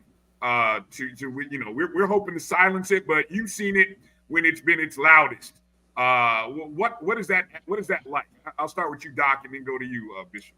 So I'm gonna go back and recall back to my freshman year. We played further in Jackson, and when I'm saying, and Charles can attest to this, it was packed from one end of the corner of the vet to the other side corner of the vet. At the time, it was like 60,000, 62,000 people in there, and it was loud. We made it try to make it a hostile environment. But just to come up in there and to say, well, this is, some people can say, well, this is a field that Walter Payton ran on, but, he ran in another stadium. But like other greats like, Sean Gregory, my guy, Big Country, Dexter Wright, Mark Washington, all those guys right there, to Robert Kent, Superman, White Tiger, Casey Terrio, and so forth and so on. It is an atmosphere to see. And when you get 50 to 60,000 black folks in one stadium, and coming, just to have some fun and watch a football game, you can't beat that. You cannot. Agreed. Yeah. What do you got, Bishop? Well, I think to expound on that, Jackson State football in the city of Jackson is an event. Okay, it is an event culture, and that carries over into the stadium. But people plan their fall activities around Jackson State football. I grew up in it. I was on the road following Jackson State. And on a Saturday night in Jackson, there's really no place you'd rather be. And when that place gets to rocking and the boom is going, it can be like none other. And I give a lot of credit to the game day event staff now. The way that they've incorporated the DJ, the boom, the pyrotechnics, and I take my hat off to the student body. I mean, it all comes together, and it comes together in this sort of perfect gumbo that really is has given Jackson State a true 12th man sort of feel. What do you got, Kelvin? Go ahead. Well, I'm gonna start off with Doc first, and then go to Charles. And I just want you all to talk that handicap Jackson State's football season thus far. What do you see? What do you like? What are some opportunities to get better at? Doc? So things that I like is basically our trench play on both offensive line and defensive line. We have if you really think about it, you have one of the biggest offensive lines in the SWAC. Defensive line has gotten better going into a new scheme with our defense coordinator, Terenzo Quinn. Some things I didn't like as far as basically with the quarterback shuffle, I think a lot of people had, kind of had an issue with that because we wanted to see go with Jacobian from beginning of the season all the way up until now. But, it's always going to be a trial and error when you do stuff like that. But at the same time, when you think about it, within that trial and error, we are 4-2.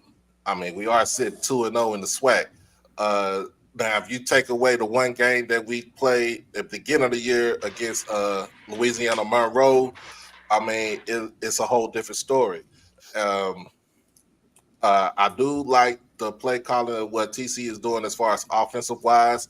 To be on top 5 in the SWAC offensively, scoring and yards,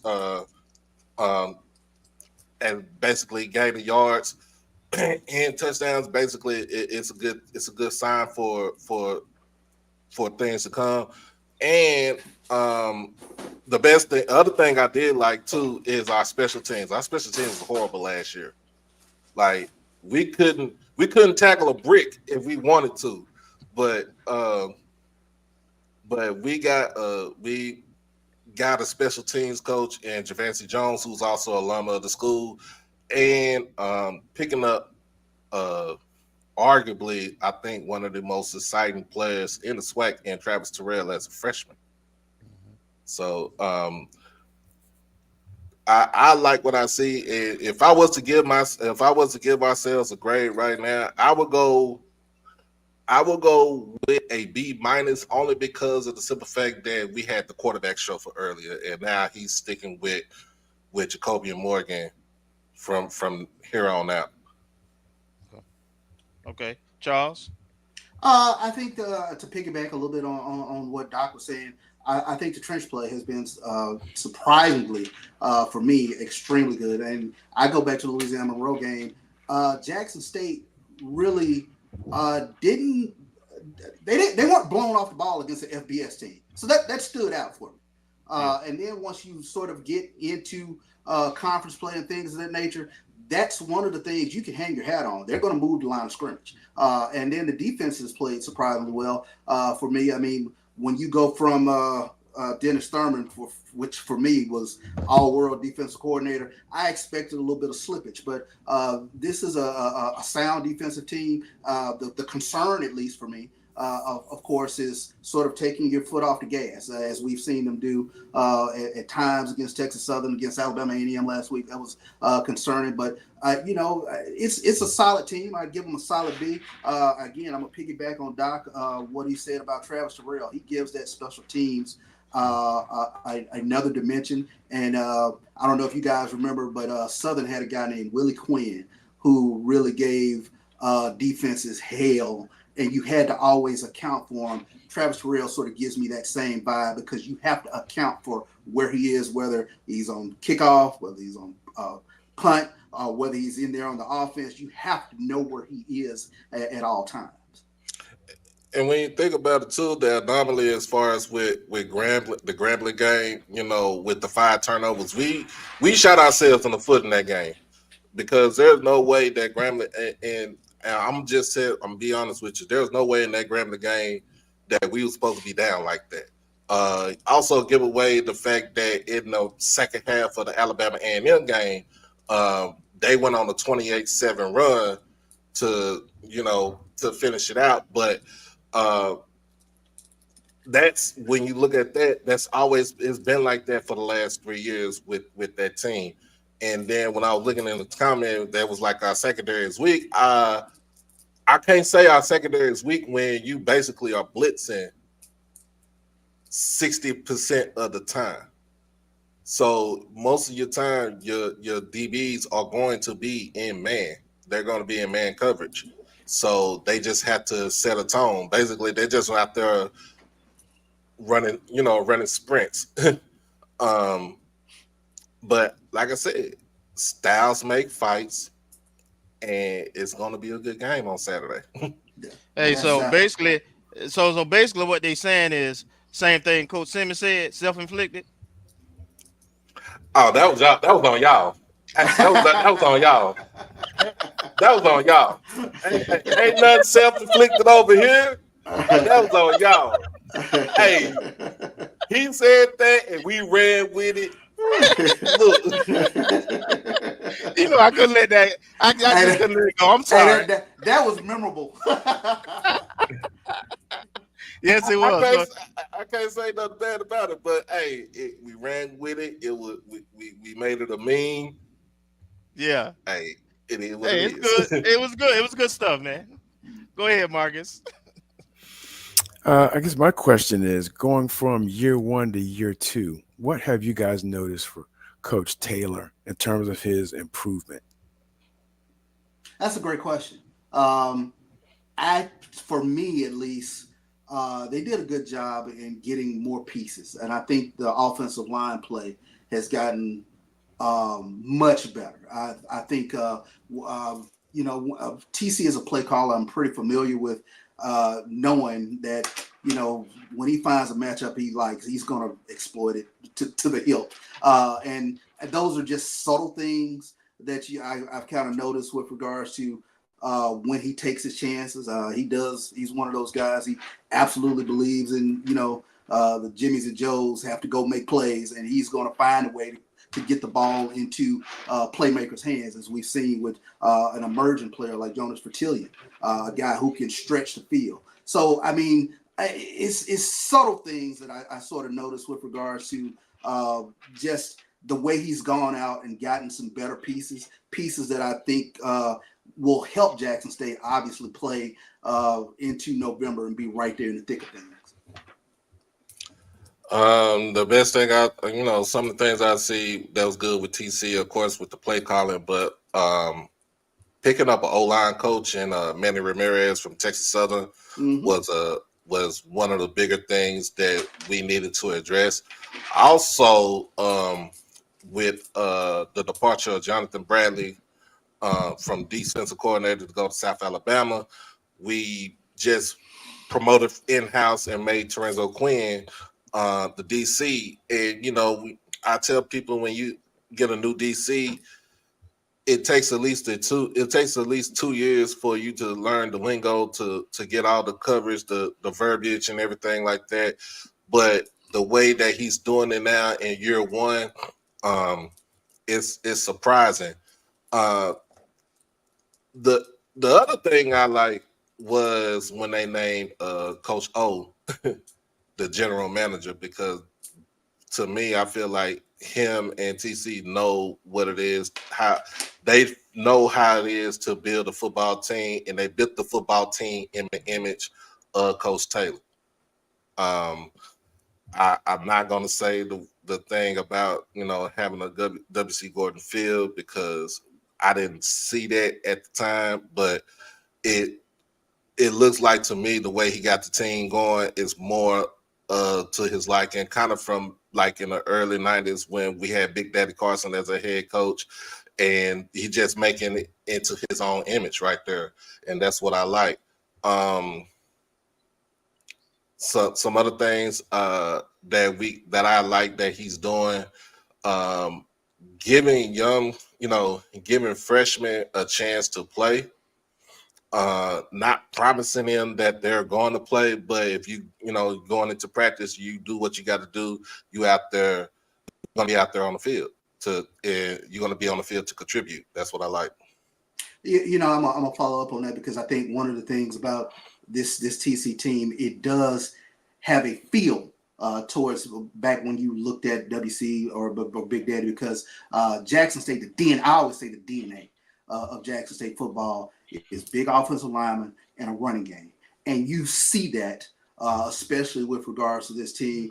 They got some maulers up front, and then you got a hammer like Irv Mulligan back there. And that's something that, reaching back into the day, whether you're talking about Destry or Big Country Johnson or many of those guys, Lewis Tillman and all that group from back then, guys that can hammer it in between the tackles. That's what you sort of see with regards to this football team. It is how's the health of Irv Mulligan? Is he healthy? Is everything? Does he look like he's at peak condition? What's the latest? I mean, as a fan, I mean, he looks healthy. I don't, know the inner workings of the state secrets of as to whether he's 80 or 90%, but he looks healthy as a fan. So, I mean, he led the team in rushing the last 3 weeks, so I don't see nothing wrong. He's healthy enough to where he could break out for a 100-yard game, 200-yard game. You just don't know what you get with Irv. All we, in the words of my good friend First Letter, give Mr. Mulligan the damn ball. That's what we say. All right. Doc, you get a chance to. I hear you on these SWAT calls every week. You do a great job of getting to talk to these coaches. What have you gained or glistened from your talking to Coach Colsey and even Coach Taylor that gives you the confidence that you have that Jackson State will be successful this weekend? Talking to Coach Colsey, asking him questions and stuff like that. To me, he's no nonsense. First of all, he not with the bull jive, whatever you want to call it. He's not with none of that. He's a none excuse type person.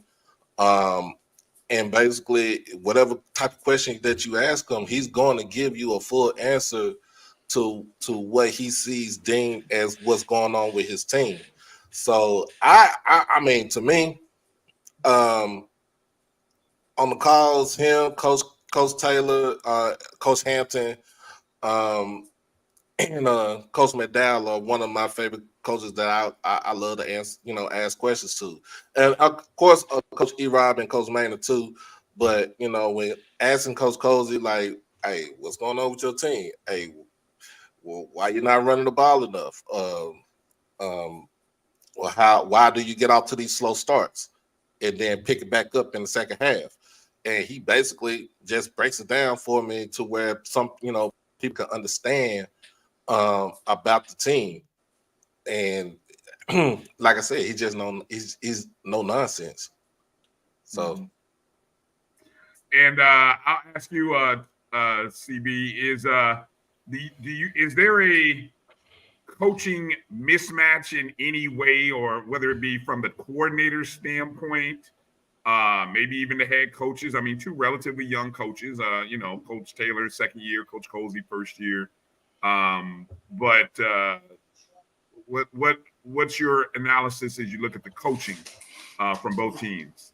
It's a push, to be honest with you. I know both of these coaches, no stone will be left unturned in terms of trying to find an edge in this game. It's a fascinating matchup, especially when you take a look at, like you said, they're both young coaches, or TC in his second year, Coach Colsey in his first. But you see sort of week to week, there is a definitive preparation game plan, if you will, that goes into each game. And there's an accountability quotient that you hear in the SWAT calls, like you mentioned. I mean, Coach Colsey will say, we're not running the ball like we want to run the ball right now. In regards to TC, own it up to the Grambling game, and even the Texas Southern game. We heard the fans. Yeah, he made mention of that. So I mean, there's sort of an accountability with both coaches, but I think it's going to be a very well coached game. I'm looking for a close game, and whatever happens in the fourth quarter, that's when it becomes interesting. This is definitely going to be a fourth quarter, last 5 minutes sort of game. Yeah. Kelvin, Marcus, any final questions or anything you want to run by Dr. Charles? Absolutely. I want both gentlemen to handicap, or at least give one or two keys to the game that they think is going to be the deciding factor in that game, and it can be for either team or both teams. Sure. I think the keys for me for Jackson State, if they can get pressure with four. I think Josh Nobles has to have a huge game. You can't let Danny Richardson sit back there and sort of pick you apart. I think Jackson State, if I'm not mistaken, they're second in the conference in sacks. Josh Nobles is second in the conference in sacks. He has to get home because we know Jackson State is going to bring an extra man, and that's going to open up opportunities for FAMU downfield in terms of some one-on-one opportunities. And I think the big thing for Jackson State, the number that I'm really looking at, that I'm really going to pay attention to, it's going to be Jacoby Morgan's pass attempts. If he's somewhere within, 16 to 20, I'm comfortable. All right. Anything above 20, that means the running game is not working. And that's sort of going to be sort of my keys that I'm looking at in this game. The other thing for me, for FAMU, can they create some turnovers? I think that's been, for a team that has, the pedigree that they have, national championship aspirations, they really haven't turned over teams as of yet. So hopefully that doesn't start this weekend. First and foremost for me is basically to run the ball. That's where it starts at. It starts with that and stops with that. Run the ball. Keep on defense. Stop the run, especially in the red zone where most teams don't really have a chance to get into the end zone as far as running the ball. Make sure that we keep y'all rushing touchdowns to 0 as what y'all have for this season. And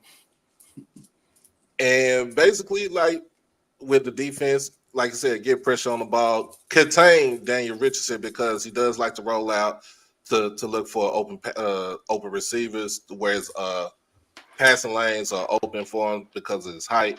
And basically, special teams, y'all better not kick it to Terrell. I'm just let me. His number is not number 7, is he? He's not number 7, is he? No, it's not. His number is 0. Okay, y'all better not. We good. Better not kick it to Travis Terrell. But if you do kick it to him, you better make sure you lock the house because he gonna make a house call if you kick it to him. As long as he's not wearing number 7, I think we'll be all right. We got something about that damn number. That number's been killing this year. What were you gonna say, Kelvin? What were you gonna add something? No, I was agreeing about it. I wouldn't kick it to Terrell either. I don't need to see what he can do. I already seen it on film. Another thing is I'm be honest with you. So another thing I say about this too is not to make y'all a second half team.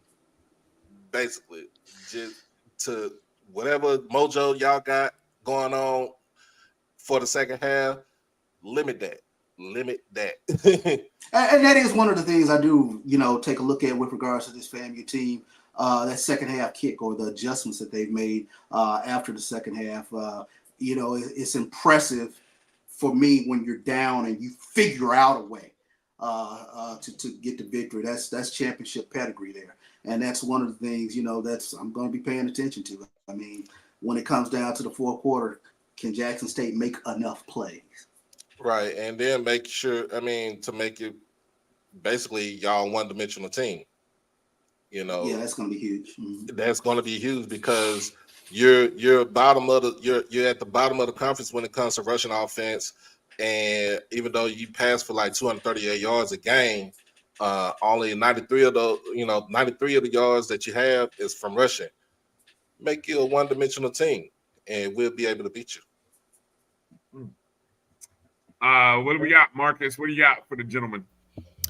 Yeah, I have a question I've been wanting to ask. It's kind of sort of football related. What is that with y'all's mascot? Seems like once a year I see him on the field high-fiving somebody or getting a penalty or something. What's going on? That's the exuberance of the Jackson State pride, and that's field exuberance, field pride. So. Hey, if you really want to talk about the mascot, man, God rest his soul, Wavy Day. Yeah. Sonny just carrying on the spirit of Wavy Day. Now, if you're talking about back in the 90s and the 80s with Wavy Day, he probably would have fought some of your mascots. He would have. He would have. He would have squared up with your Rattler. He would have squared up with him. Wavy Dave was one of a kind. I mean, Wavy Dave, I've seen multiple kerfuffles, if you will, with Wavy Dave. So. Boy, look at them words, boy. Look at him. He'll throw one out there on you in a minute. I got to look that up. I don't even know how to spell it. Y'all wide open, man. All right. Well, let's do this. Let's kind of let's go to that point of we all know which side of the fence all of us are on, but so I'll ask you, Charles, and then ask you, Doc. Jackson State will win this contest if they do what? And then on the other side, FAMU will win this game if they do what? And same question for you, Doc. All right. You want me to start here? Yeah. Jackson State will win this game if they get the running game going and Jacoby Morgan's pass attempts are no more than 20. I think that bodes well for Jackson State's offense because that means you're keeping FAMU's offense off the field.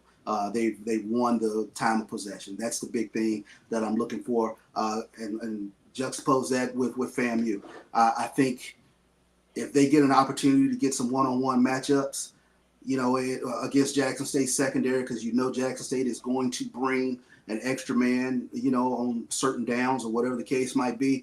If they win those one-on-one matchups, it could be a long night for Jackson State. Okay. Doc?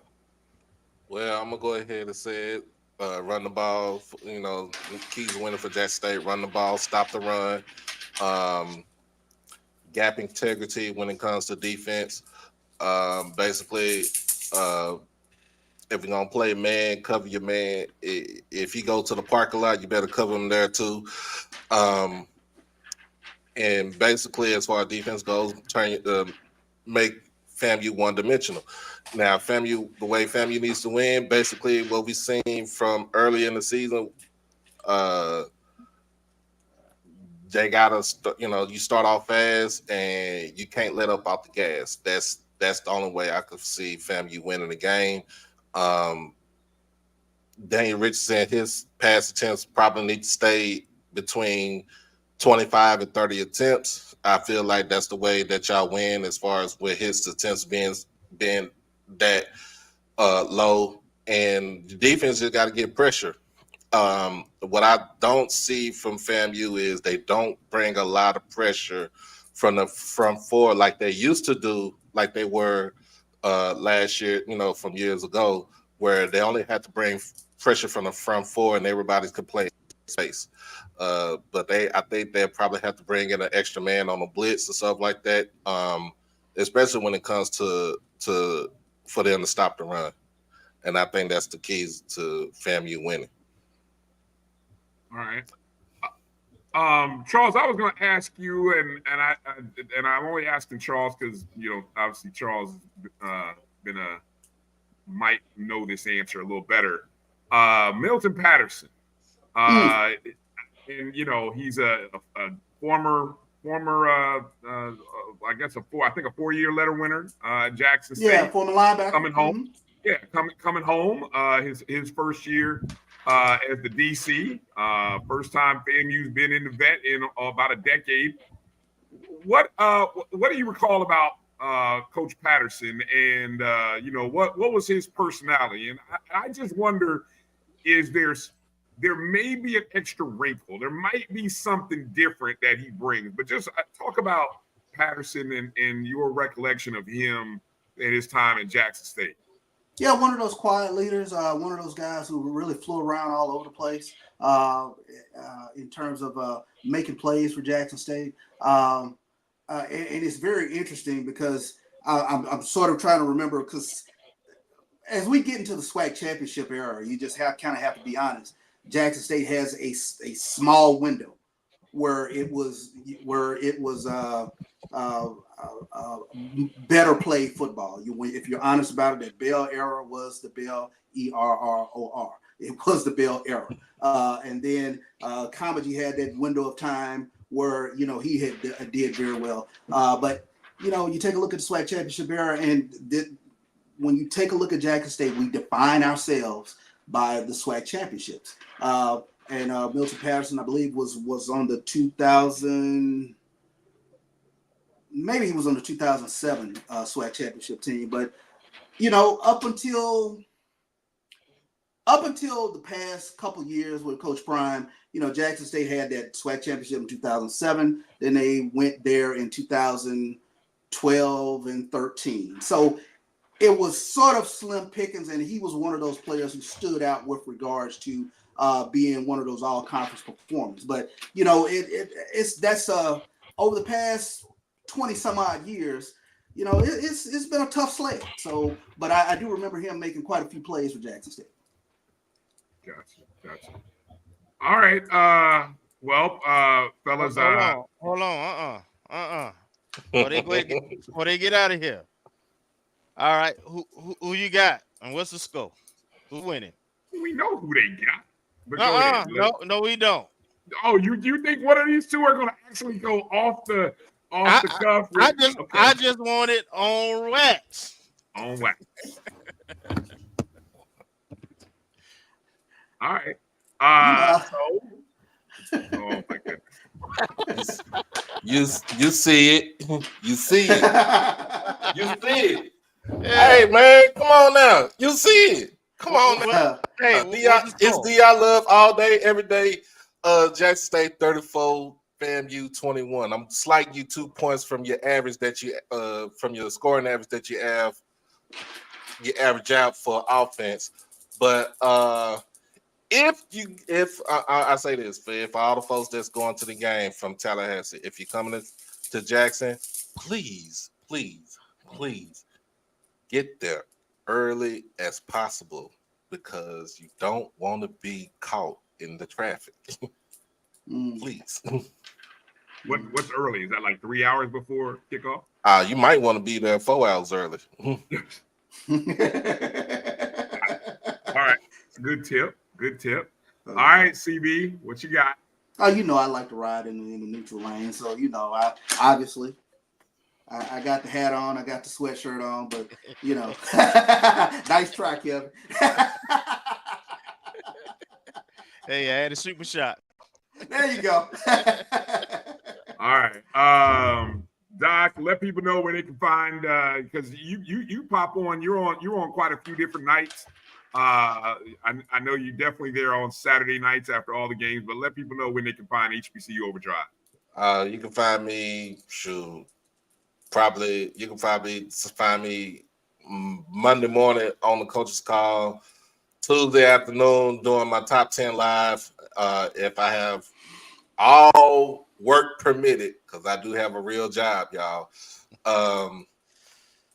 But you can also find me on Saturdays for HBCU Saturday night. And I'm gonna plug this in here too. I do host a sports show with Southern University of New Orleans called Suno Night Live. That comes on live. We do this every other Thursday on HBCU Plus, so you can watch it on there. And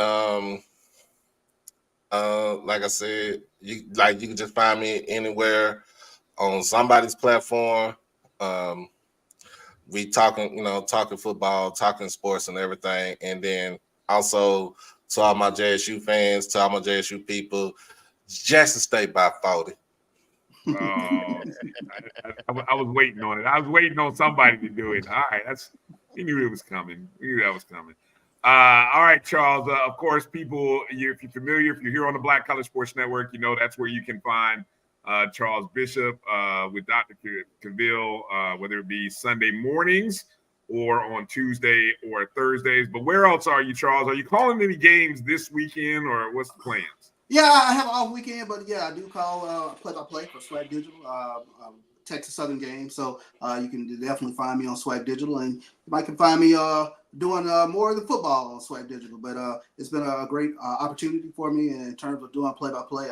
I enjoy it very much so. And I get an opportunity to watch everybody around the Swag. All right. Well, gentlemen, we appreciate you taking some time out this evening. Thank you for inviting me. Yeah. Hey, And, Well, look, we gotta break the streak there. So we're gonna start a new streak with Doc, and we're gonna break the one that you got going. And gentlemen, I will be there Saturday. Excellent. I will be looking for you. Yeah, so I'm trying to make my way. I'm trying to make my way from Dallas this weekend. So hopefully y'all see me there this Saturday also. Hey, Kevin, first beverage on me, buddy. Okay, sounds good. There we go. All right, but Kevin is still JSU by 40. I got no matter what. I expect no less. No less. Just watch the show after y'all get off. No.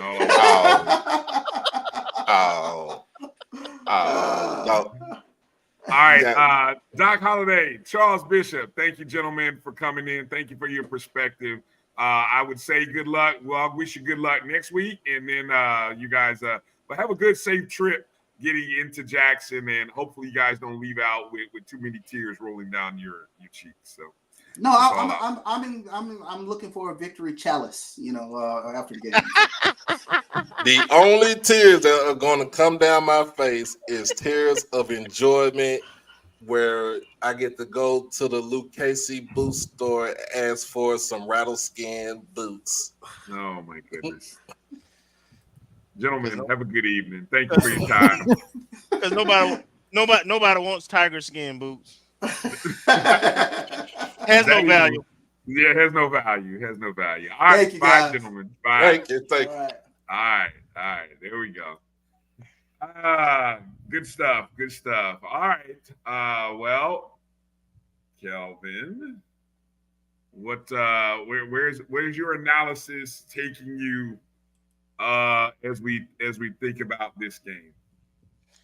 So I have had a chance to kind of look at everybody's platform and all the different predictions, and look like almost all of the podcast crew is pretty much going JSU, and they really critique FAMU and FAMU's defending the run specifically.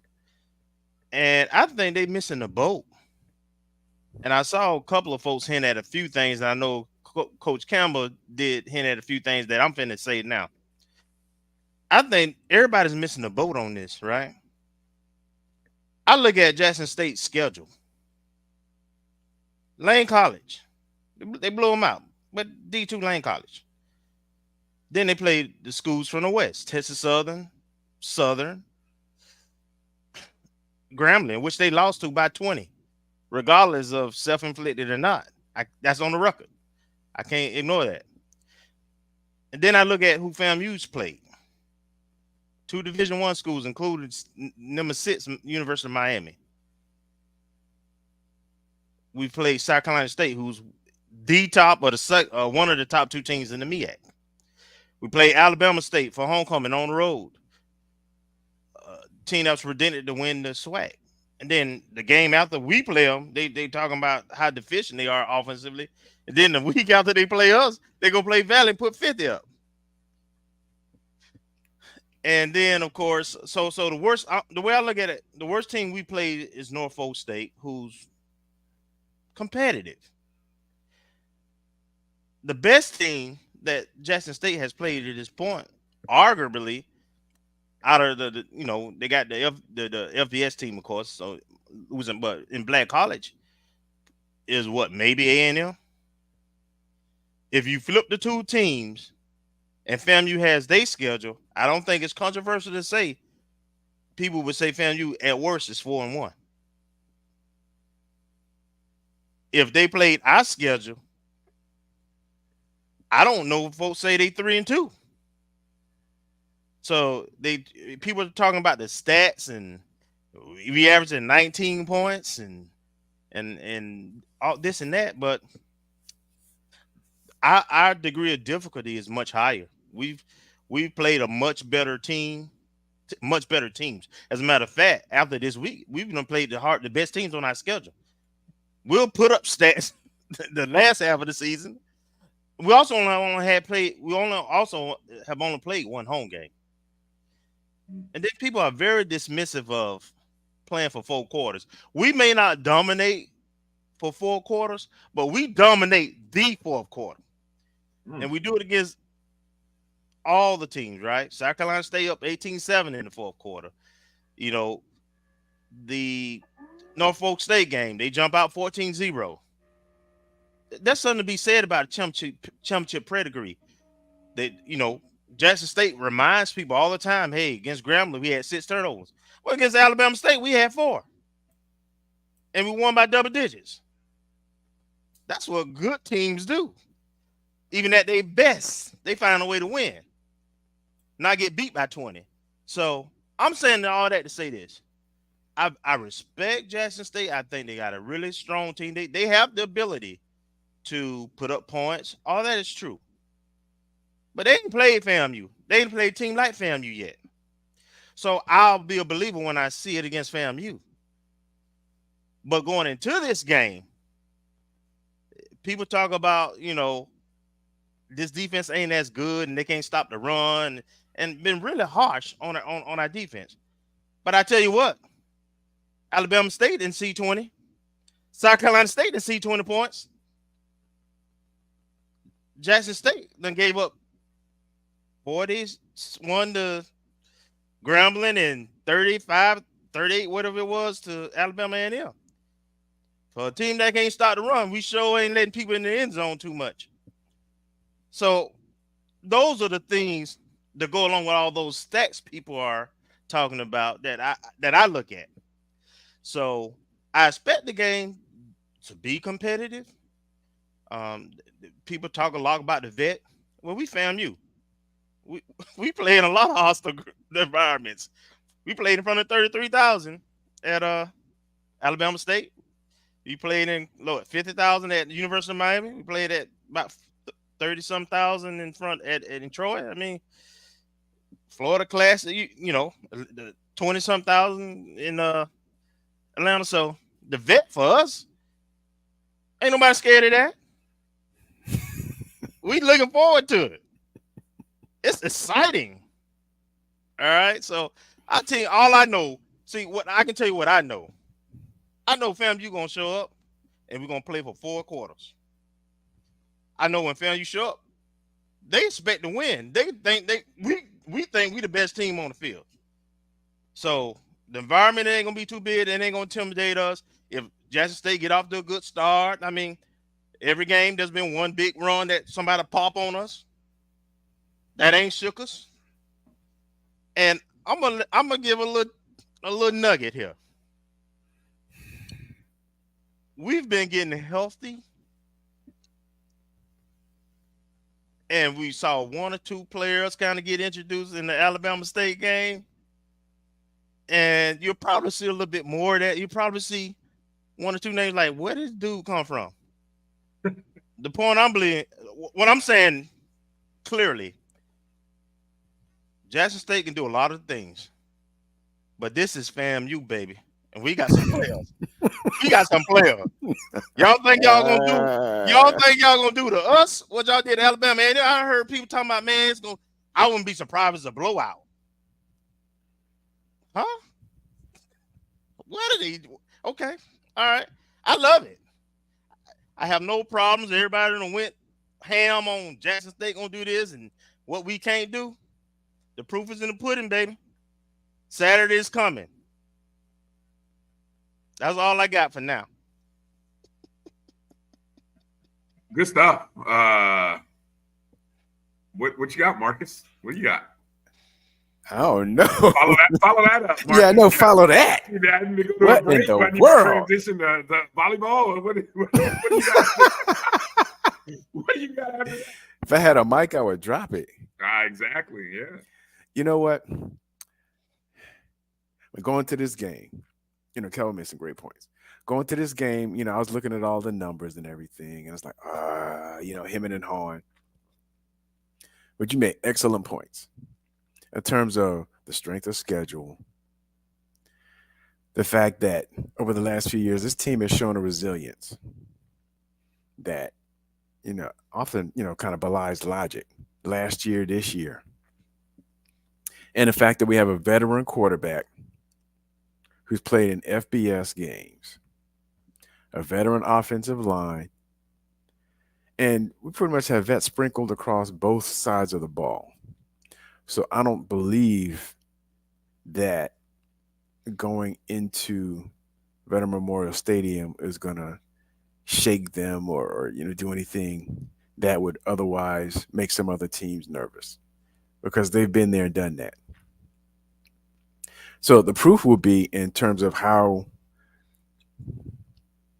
well and how soon we can implement our strategy. It's like Coach Colsey has said, it's not about the other team, it's about us, executing and making sure we're playing FAMU football and doing what we need to do.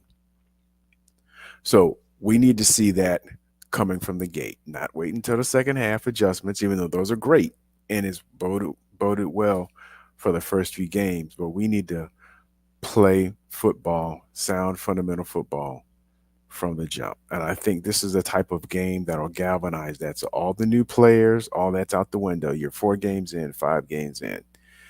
You're getting adjusted to the scheme and all that stuff. But this is where the rubber hits the road. And this is why they were brought here, to try to make another run at it. So we'll see what we got when the ball gets kicked off. But I believe that Coach Colsey is going to have everybody ready. And like you said, I think there's going to be a couple players that I'm just expecting some kind of surprise. I don't know what. We did get a little taste, and I thought Robert Lockhart, I'm surprised he wasn't starting off the year as the kick returner and saving Gassett for strictly on offense, even though he is a playmaker. I thought he and some other folks would be good additions to speed in the kickoff return game. But seems like we're getting dibble and dabbling, and they're solidifying who they believe they can put out there and make sure we're being competitive at every spot and every down.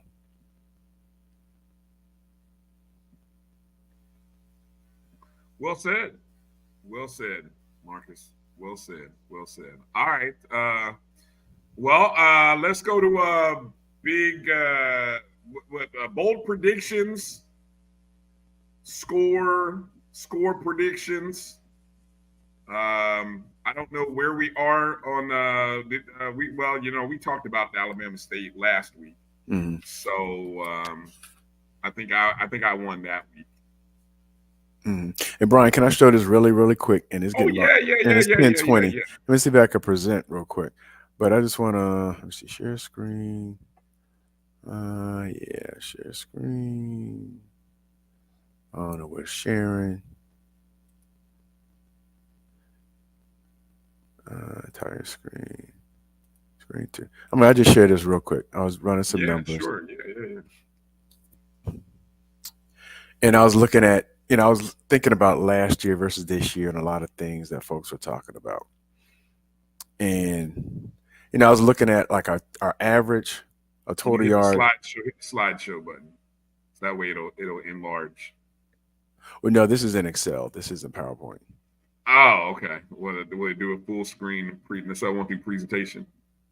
I don't know. I've never tried it in Excel. I don't know if it does that. Let's see if I can make it bigger. Make it a little bigger. But basically, these are numbers, the games to date, and our averages from last year. So the black line is our total yards, our yards per game last year, basically 375. And the bar chart represents what we hit this year. So it kind of underlies what Kelvin was saying. You look at Norfolk State and you look at South Carolina State, and the blue line represents our rushing yards total. We know we're not producing as much as we did last year per game rushing. But you look at Norfolk and look at South Carolina State, we're at or above our average of total yards per game last year. Against the FBS opponents, especially a top 10 ranked Miami, that number is about half.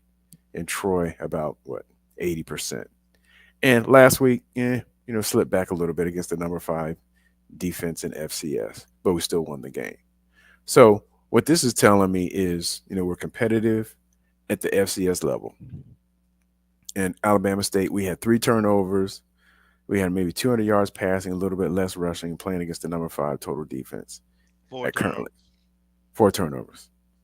So, that was kind of an anomaly, but we still were able to eke it out. And pretty much, due to some of the own miscues on special teams, but also some grittiness, we're able to gut it out.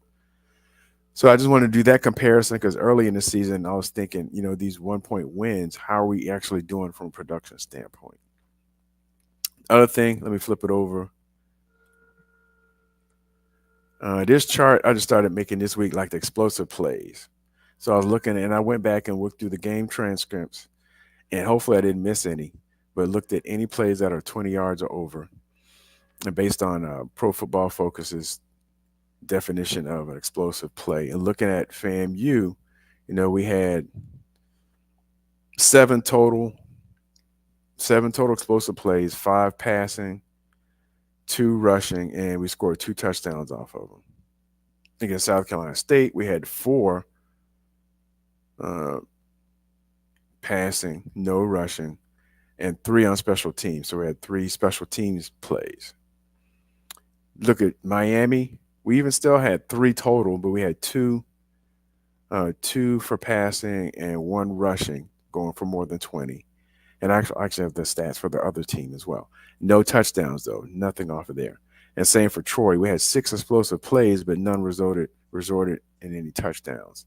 And for Alabama State, we had 3 passing and 1 run and 1 explosive play passing.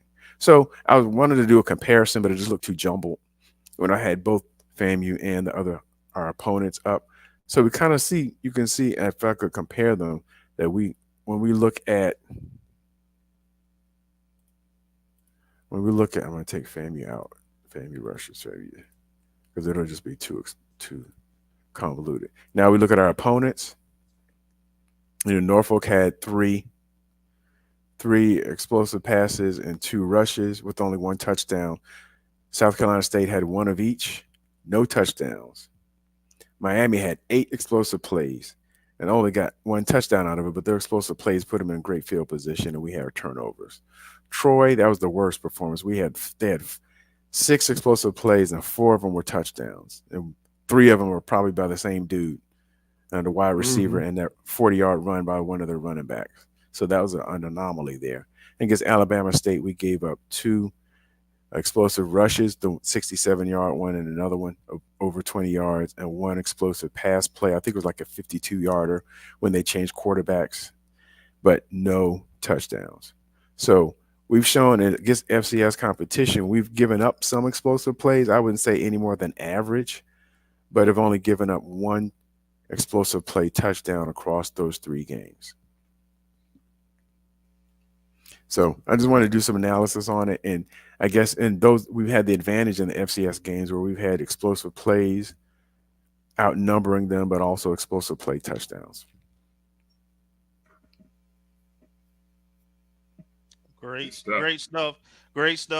And just to add a little more to what Marcus was showing, I went back and looked at 23 stats, and from an offensive standpoint, total yards, we're right now only 30 yards different in terms of our offense. Defensively, we're giving up about 100 yards more, a little bit over 100 yards more thus far. Mm-hmm. However, what I would say is that it is a little bit construed for this reason. When you look at last year's stats, our out-of-conference games was a non-NCAA school, a Division II school, and then the South Florida game, right? We had a much easier or weaker schedule, so we were able to make those numbers look a lot better. This year's schedule is a lot tougher. It's significantly different. So stats are good. What I want to challenge my other analysts to do, though, is dig into the stats a little bit and put some context on those stats. That's all I'm trying to. That's all Marcus was doing with his, and that's all I'm saying with what I was saying. There's some context to stats, right? And so I think people are missing the boat. I also add, I think, in terms of what's important for this game, Brian, something to look at that I think will determine the outcome of this game. This is for both teams. 3rd down conversion percentage. whoever does a better job of converting thirds down, keeping they keeping their offense on the field, keeping the other team's defense on the field. I think that's a big number, important stat to pay attention to. Of course, turnovers. Who wins the turnovers battle? And I think for Jackson State, fam, you got a bigger margin of error. Frankly, I believe. I think it's important for Jackson State to get off to a good start and then try to create some distance. Because when the fourth quarter come and FAMU's winning, or if they within 7, that pressure gonna get tight for them. We used to them kind of games. We play them games almost every week, and we win them. We don't just play them; we win them. So I think it's really important for them to try to create some distance early and see if they can hold on. Now, one thing I would agree with that, Kelvin. And another thing I would add is what Coach Colsey called the hidden yardage. I think it was either in the local press call or the SWAC coach's call. He talked about the hidden yardage. And I guess one question that I haven't seen answered, and I don't know if it will get answered, is that the last 2 games, Michael Smith hasn't participated, or at least I didn't see him in the participation log from the stats, and I don't remember seeing him watching the game on TV. And he's our kickoff specialist and long field goal specialist, and he puts the ball, it's almost a touchback every time. And last game we played Alabama State. And I don't know if it was either Cameron Gillis or if it was the freshman Gunnar Trout that was doing the kickoffs, but they weren't all reaching the end zone. That's going to be a key, especially against a returner that Jackson State has. And the same thing on the punting end. I think Gunnar Trout was punting.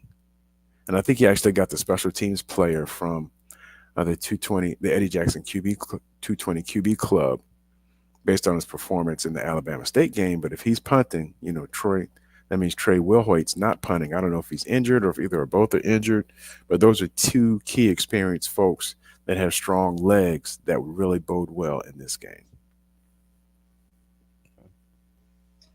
One of the things that I looked at, you guys did an outstanding job. I have nothing to add. I mean, that's great stuff there, and it speaks to why you guys, everybody in the chats, and this is why you come check out the show for the kind of deep dive that Marcus does and Kelvin provides. I like to look at the financial markets. I'm always interested in what the betting markets are saying about games, and this is I'm looking to find value. Going into the season, I mentioned that the analytics and the numbers had FAMU favored in 10 of 12 games preseason. So before the season even started, FAMU was favored in 10 games. The only 2 games that we weren't a favorite in were obviously the 2 FBS games. Going into this game, now, even when I looked at it preseason, FAMU was at least a 3-point favorite on the road coming into this contest before the season even started. As I look at some numbers right now via Massey ratings, FAMU is a 1.5 to 2-point underdog, which I always find interesting. So what do you take from that? When the actual betting lines open up, I will not be surprised to see if Jackson State maybe is a 1 or a 2-point favorite. And it opens the door to feel very confident if you are someone who likes to wager.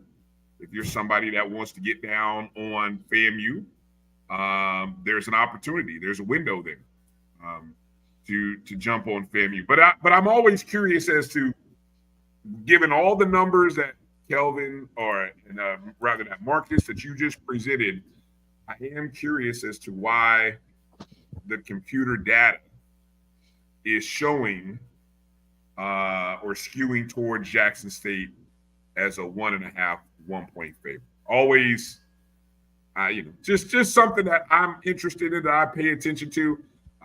Unfortunately, FCS lines don't usually come out until Friday night or Saturday, so you won't really see what the market is doing until then.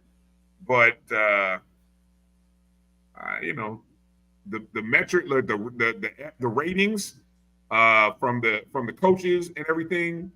The coaches are we're ranked 18th in the coaches poll. I think we just entered the top 25 in the stats perform.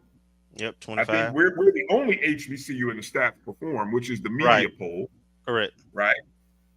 So we're as I look at the metrics, we're rated 53, even with a 3-2 record. Jackson State is rated 70th, about middle of the pack among 129 FCS schools. We're ranked 53. So again, there's value.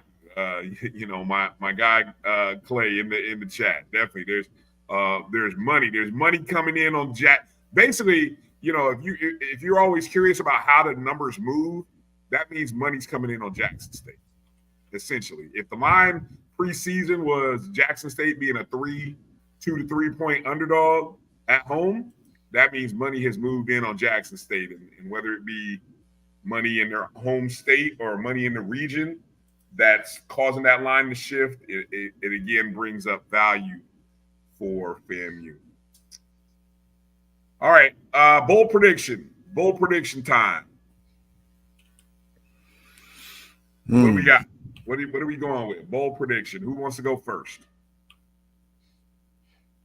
I'll go. All right, what do you got? Jackson is thinking, I believe, that their special teams return person is going to be the difference. I do agree that special teams and probably return game is going to be a difference for somebody. I don't know if they've seen enough and are expecting our return guys to be as dangerous as they are. So I suspect we'll get a few opportunities. So I'm gonna go with a return touchdown for FAMU. Either kickoff or either. Yeah. Either. Okay. We got one last time we played them. Probably should have had two last time. Yeah. Yep. Dr. Lori with a good score prediction there. FAMU 30, JSU 10. Ooh, big time. That's a big time beating there. What do you got, Marcus?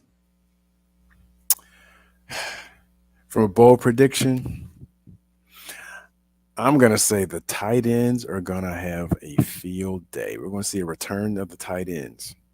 Return of the tight ends. That's a really good one. But what's a field day? That's a really good one. Compared to what their defense do and how they got defenders, I think that's spot on. But what's a good day? Better than I want to say Carter. I want to say Carter Johnson. I want to say both Carter Johnson and Kobe Gross go for at least 75 yards each. What did they do against South Carolina State? I don't remember, but that was their coming out party. Yeah, that's all right. I like it though. So you said over 75 yards each. Yes. Any touchdowns? Yes. 2 touchdowns between them. So I don't know if it's going to be 2. If one is going to catch 2 touchdowns, or basically the split. They're going to have 2 touchdowns. All right. Because I think there's going to be so much concentration on Jamari Gassett and the wide receivers. And, if Richardson gets time, if you think of just the number of receivers that he has are available offensive players. I'm interested to that point, Marcus, the frequency of the blitz. Because obviously I agree, JSU, their coordinator is aggressive. He's been able to be aggressive against some of the teams he's played. There's risk in being too aggressive with Richardson at QB, but there's also risk and maybe more of it not getting pressure to him. Like they can't let him pick him apart. But if he's patient, take what he want, what his defense gives him. That blitzing, because we haven't played too many teams that blitzed us. So if they stay true to form and blitz over 50% of the time, ooh, I like our chances. I expect both teams to do something different, just because. I mean, all season long, when we see the coaches press conference, it seems like every week Coach Colsey is saying they came out doing something that we didn't expect or that they didn't show on film. So what that tells me is that either we're scouting old film or they're changing up things specifically for the style and the team that we have. So I expect both teams to come out with some wrinkles. And like you're saying, we have some players that made their presence known in the Alabama State game. And I'm thinking that Jackson State, I mean, they know how big this game is. So I think they're going to come out with something that's atypical or a wrinkle that they haven't shown before. Yeah, we're going to see some trick plays. But remember I said this, guy, this is a Henry's and Joe's game. There's going to be a bonehead coaching decision.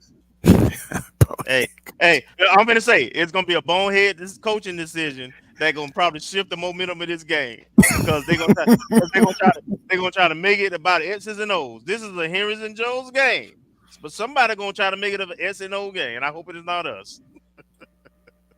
I don't know, Russell. Anybody sound? No one sounded undecided. Anybody sound undecided about FAMU getting a win? No, we ain't got our predictions. They coming. Oh, okay. My bold prediction: I'm going Jacoby and Morgan throws 3 interceptions. I'm thinking we go 3 interceptions. I saw who was it? I think Ashley said 2. I'm going 3. I'm saying we get 3 interceptions. We'll probably have 2 in the. I'm saying we'll get 2 in the first half, and then somewhere late in the fourth quarter, we'll get a 3rd. Well, I watched that Grambling game, and we have a defense that can do some of those similar things. Pretty athletic on defense, so that's not a bad one either. That's possible. Thank you.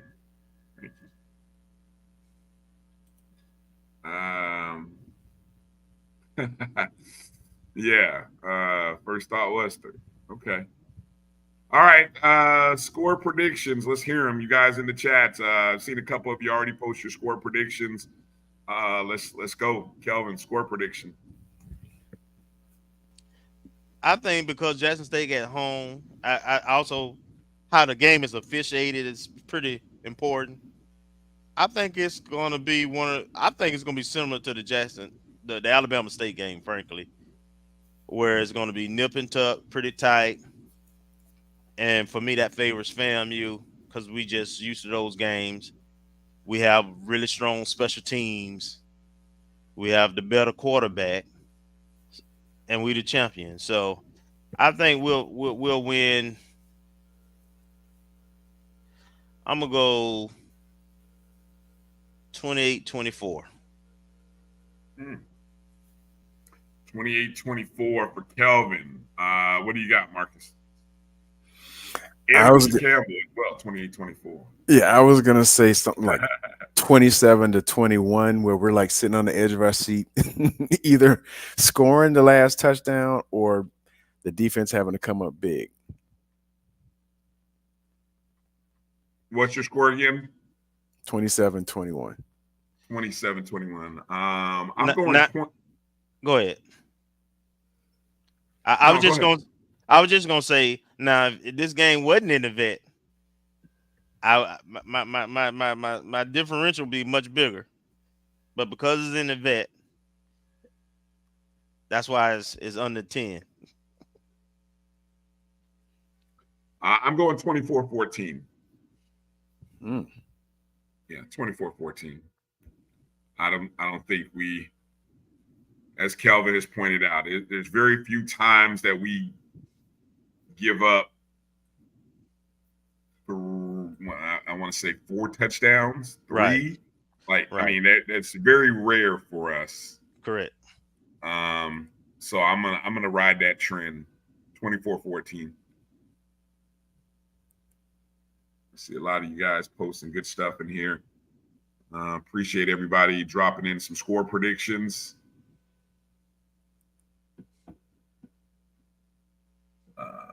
Okay. All right. Anything left? Again, the game is on ESPNU, 3:30 Eastern time, 2:30 Central. So it'll be 2:30 local time when that game airs. I think it's I think it's Tiffany and Jay. Mm-hmm. Tiffany and Jay are calling the game for sure. Yeah, so we gotta hear Jay. You don't think Jay's gotten better? You think his dislike or his lack of his he's still in his ways, Marcus? Is that what you're saying? Jay gonna be Jay. He's consistent. Yeah, exactly. He's consistent. Yeah. I'll put it like that. Yes, he's consistent. Hey, Brian, I do want to mention real quick, the West may be decided in the SWAC this week also. I'm saying only if Alcorn wins, because that'll give them the head over everybody, and they'll be 4-0. So it'll be done played pretty much all the best teams on the West, and they don't have to play us on the East. I won't say that for Southern if they find a way to win, because they still got to play us and some of the tougher teams on the West too. And you know, they don't look good right now. It's still a tough road for Alcorn's 2 easiest wins on the West came at the beginning of the SWAC schedule. They still have to play after Southern. They still have to play Bama State. They got to play Texas Southern. They got to go to Prairie View, and they got to play Jackson State. I didn't hear but 2 tough teams on that out of that. Well, I mean, but too tough. But I think there's Prairie View is in last place. Prairie View is in last place. I get that, but Prairie View's all right. I know they're in last place after two or three games, but okay, all right. I don't know. We'll see. I mean, it very well could be decided, and yeah, that would be interesting. That it'd pretty much be it. Theoretically, it'd be in their hands, and that if they were to somehow be up 4-0, they would have to lose 2 somehow games. It'd have to be a heck of a collapse at the end for them. They'd have to lose 2 games. Maybe somewhere.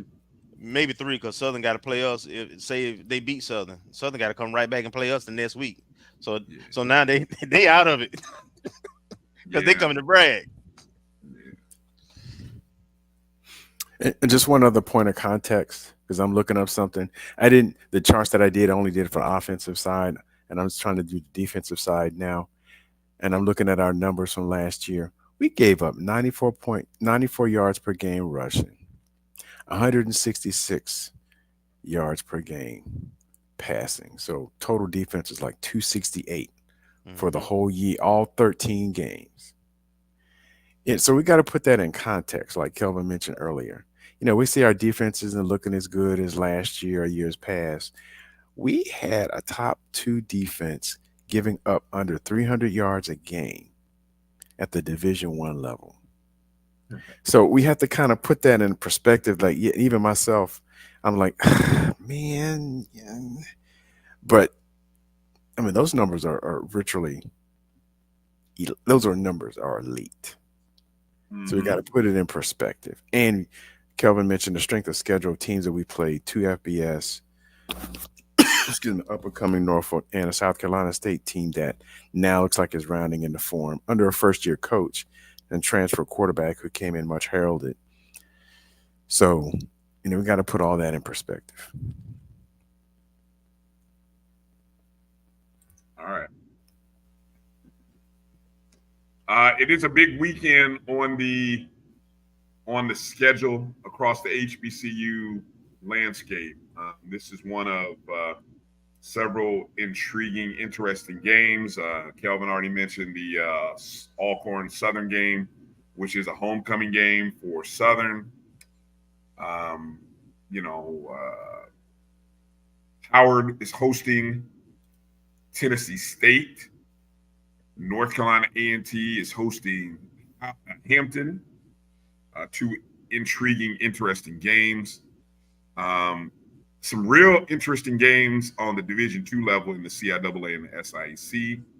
So this is the first real big weekend of college football for not only just on the non-HBCU level, but if you just stay in our HBCU lane, I mean, there's 7 or 8 games really, and they start at 1 and go all the way through the day. So plenty of opportunities to watch some of those games and stream some of those, and I mean, it should be good TV, good theater.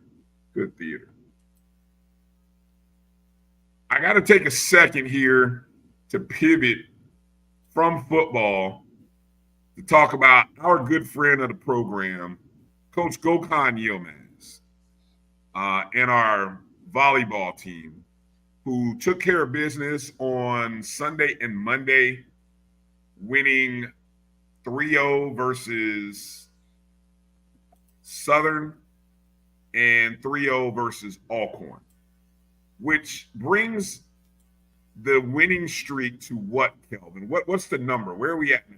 I feel like in the SWAC we 8-0, well, right? Just in terms of the match winning streak. Oh, or the game winning streak. Let's see, I gotta pull that up. 6-0. I think we won six games in a row in the SWAC. That's 18. And then we won the last game before the SWAC. So that'd be 19. Right? Somebody check me on that. While Kevin's looking at that, Coach Gokhan won his 100th win as the head coach at Florida A&M after the Rattlers swept Alcorn 3-0.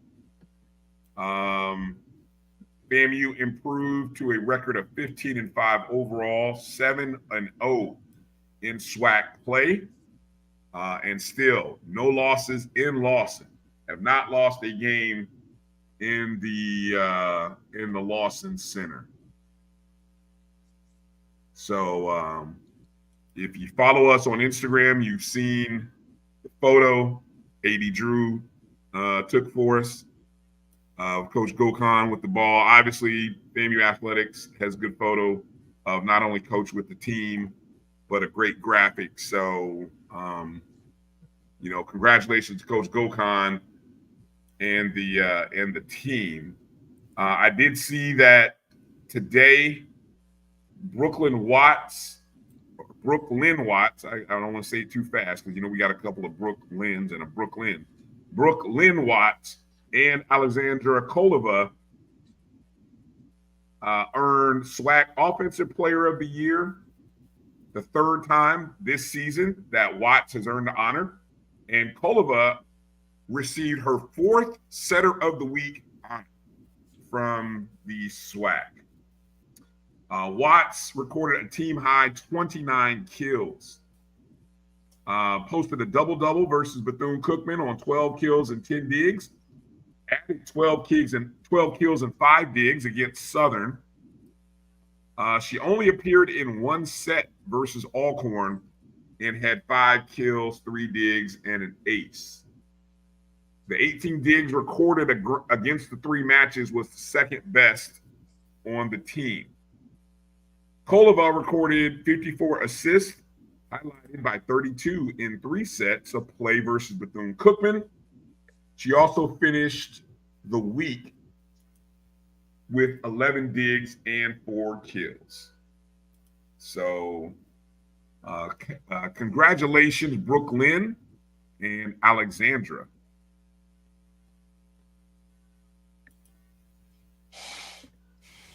Yeah. You got that streak number. What is that number? 7-3. So actually, it's higher than that. It should be like 22. Well, are we? What we talking SWAC games? No, just because Well, but what was the match before the first SWAC game? What was the record on that? You mean for this year or last year? Because remember we lost the SWAC championship game. I'm trying to figure out where I'm starting from. I'm mentioning the consecutive games that we have won. We have swept every game in the SWAC since the Jackson State one, correct? No, we won 6 games in a row going into the SWAC championship last year. No. We're not talking about last year. Forget last year. We're talking right now, currently. What streak are we on? We're what you mean, 7-0? Games within the games within us, the sets. 1, 2, 3, 4, 5, 6. So 6, 18. Okay. And then the last game 8-19. 19. Okay, that's where I was trying to get to. Okay, yeah, 19. So a 19 in a row streak is where we're at. All right. The Lady Rattlers travel to Prairie View. When is that game? When is that match? That match 6 o'clock. is 6 o'clock Eastern time. Friday. Yep. In Prairie View. So our Houston / Texas Rattlers, you know, I know you guys show up, and it'll be a great opportunity for you to get to that game. That's 7 o'clock Eastern, 6 Central. And then on Saturday, we take on Texas Southern at 2 o'clock Eastern, 1 Central. And Texas Southern is located in Houston. Sunday. Prairie View. I'm sorry, what did I say? Saturday? Sunday. Yeah. Thank you. Yeah, Sunday. So Friday against Prairie View, Sunday against Texas Southern. And then next Wednesday, the team travels to Jacksonville to take on the University of North Florida in a non-conference game. Mm-hmm. All right. Good stuff. All right.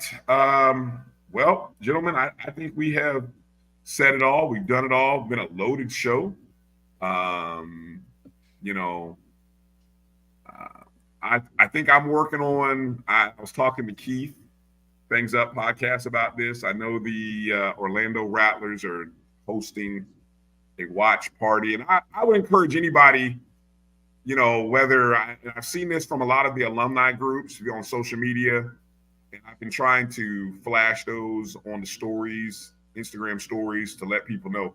But if your alumni chapter is having a watch party, don't, as much as you may find it fun to sit at home and watch this game on TV, I'm going to encourage you to get out the house, go be around some other Rattlers. I'm going to try to, normally I like to sit on my couch on Saturdays if I can't be at the stadium, but I think I'm going to venture out the house. I'm going to venture out. I'm going to try to connect with the Orlando Rattlers. I'm going to try to be at this, at the event where they are, and, you know, kind of, and see what it is, see what we do, and watch this game with some fellow Rattlers and try to have fun. Maybe I'll do, it depends on Keith. We'll try to do a pre-show, 2 o'clock Eastern, 1 Central. Hopefully we can dial in Kelvin. Kelvin will be on site. So maybe we can get Kelvin in on site. Marcus, not really sure what your plans are, but if you're open and available around 2 o'clock, just letting you know, that's what we're trying to do. And we'll see. We'll see what we can do. So, all right, you guys pay attention. Yeah, Clay said good stuff here. The DFW Dallas-Fort Worth alumni having a watch party. So if any of the watch parties, if you see your alumni chapter having a watch party, just tag at O&G StrikeZone on Instagram or X. That way I can try to retweet that out and let people know what's going on. Final words, final thoughts there, Marcus. Well, this is where the rubber meets the road. We talked about it earlier in the preseason. I don't remember my prediction, but I want to say that wasn't sure if we were going to pull one of them out between the two home games, between the two away games.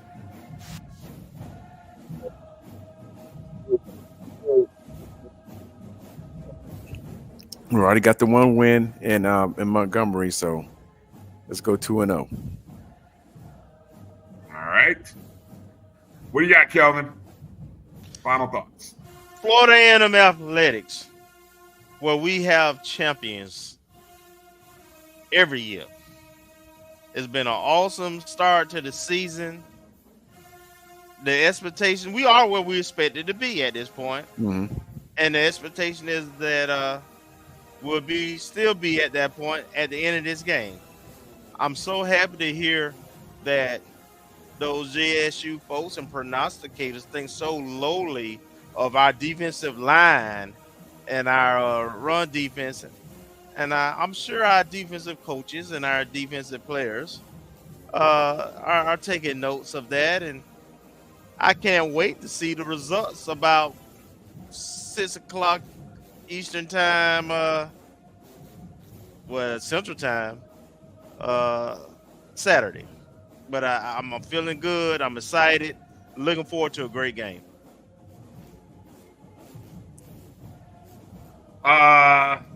FAMU by 40. I just had to throw that out there. I've never been more excited than the kickoff of last season, the way we opened it. So I would love to see us come and really get a good opening drive, punch Jackson State in the mouth right from the get-go. So that's my wish. That's my wish. Don't know if it'll happen, but that's what I'd love to see from an opening drive. So we wish Coach Colsey and the team safe travels to Jackson. Any Rattlers that are heading to Jackson, be safe on your travels, wherever you're heading to, however you're getting there by plane, train, or automobile. Be safe going to Jackson to and from, and let's be our best in all phases of the game. That's what we really want to see against Jackson State. Dominate. Show them why we champions. Show them why we champions. We are champions. We want to thank Coach Brittany Beall for joining us in hour number 1. Thank you, Coach Garfield Ellenwood, as well, for joining us. Don't forget the SWAC cross-country meet is Monday. 10 o'clock is when the women start, so be there early. And also want to thank Coach Preston Mike Rice for joining us as well, giving us a heads up on the golf program. Special thanks to Doc Holliday Charles Bishop as well for joining us. Great stuff, giving us that JSU perspective. You know, sometimes I know you guys in the chat are always like, why we got him on? Why are you bringing him on? Why, you know, I always like to give us that different perspective. Sometimes we get tunnel focused on us. We need to see sometimes what the other people are saying and thinking about us. And just sometimes we need to get a perspective on the other team from people who follow the other team, because we don't follow the other team, we follow our team. So sometimes we got to hear what the other people are doing and how they think. So that's why we bring on other folks. So just to give a different perspective. Thanks to Dr. Lori in there. Hopefully the chat rooms weren't ridiculous. Seems like, I don't know. Hopefully no one got blocked. It looked like it was a well, you know. Doc didn't ring the alarm, so I don't know if she just clipped them. She was patient, but or you know, or maybe those people are just blocked anyway, so we can comment and hear from them. There she go. There she goes. She just clipped them. Did she really? She put tip what? All right. Tough. It's tough up in there. Tough in the room, boy. All right. Well, damn. I was like, it was mild. Why did it get so quiet and mild? But anyway, you all can donate to the show if you like. You can drop a Cash App there. Every little bit helps us continue to try to keep moving this program forward and do more things. You can also leave a super chat if you're watching on my JBN Online We certainly appreciate it. And however you watch us, you consume us, Facebook, YouTube, maybe it's the BCSN Pod Zone where you can download the podcast on all the shows on the Black College Sports Network. We say thank you and simply ask you one thing. Share the show with 3 members of the FAMU League. 3 people. And it'll help us continue to grow and move forward. So things up. And let's make sure that when we head to Jackson, that we strike, and strike again. Peace out, Rattler Nation. Beat JSU. Beat JSU. Beat JSU. Beat JSU. Beat JSU. Beat JSU. All right. Peace out.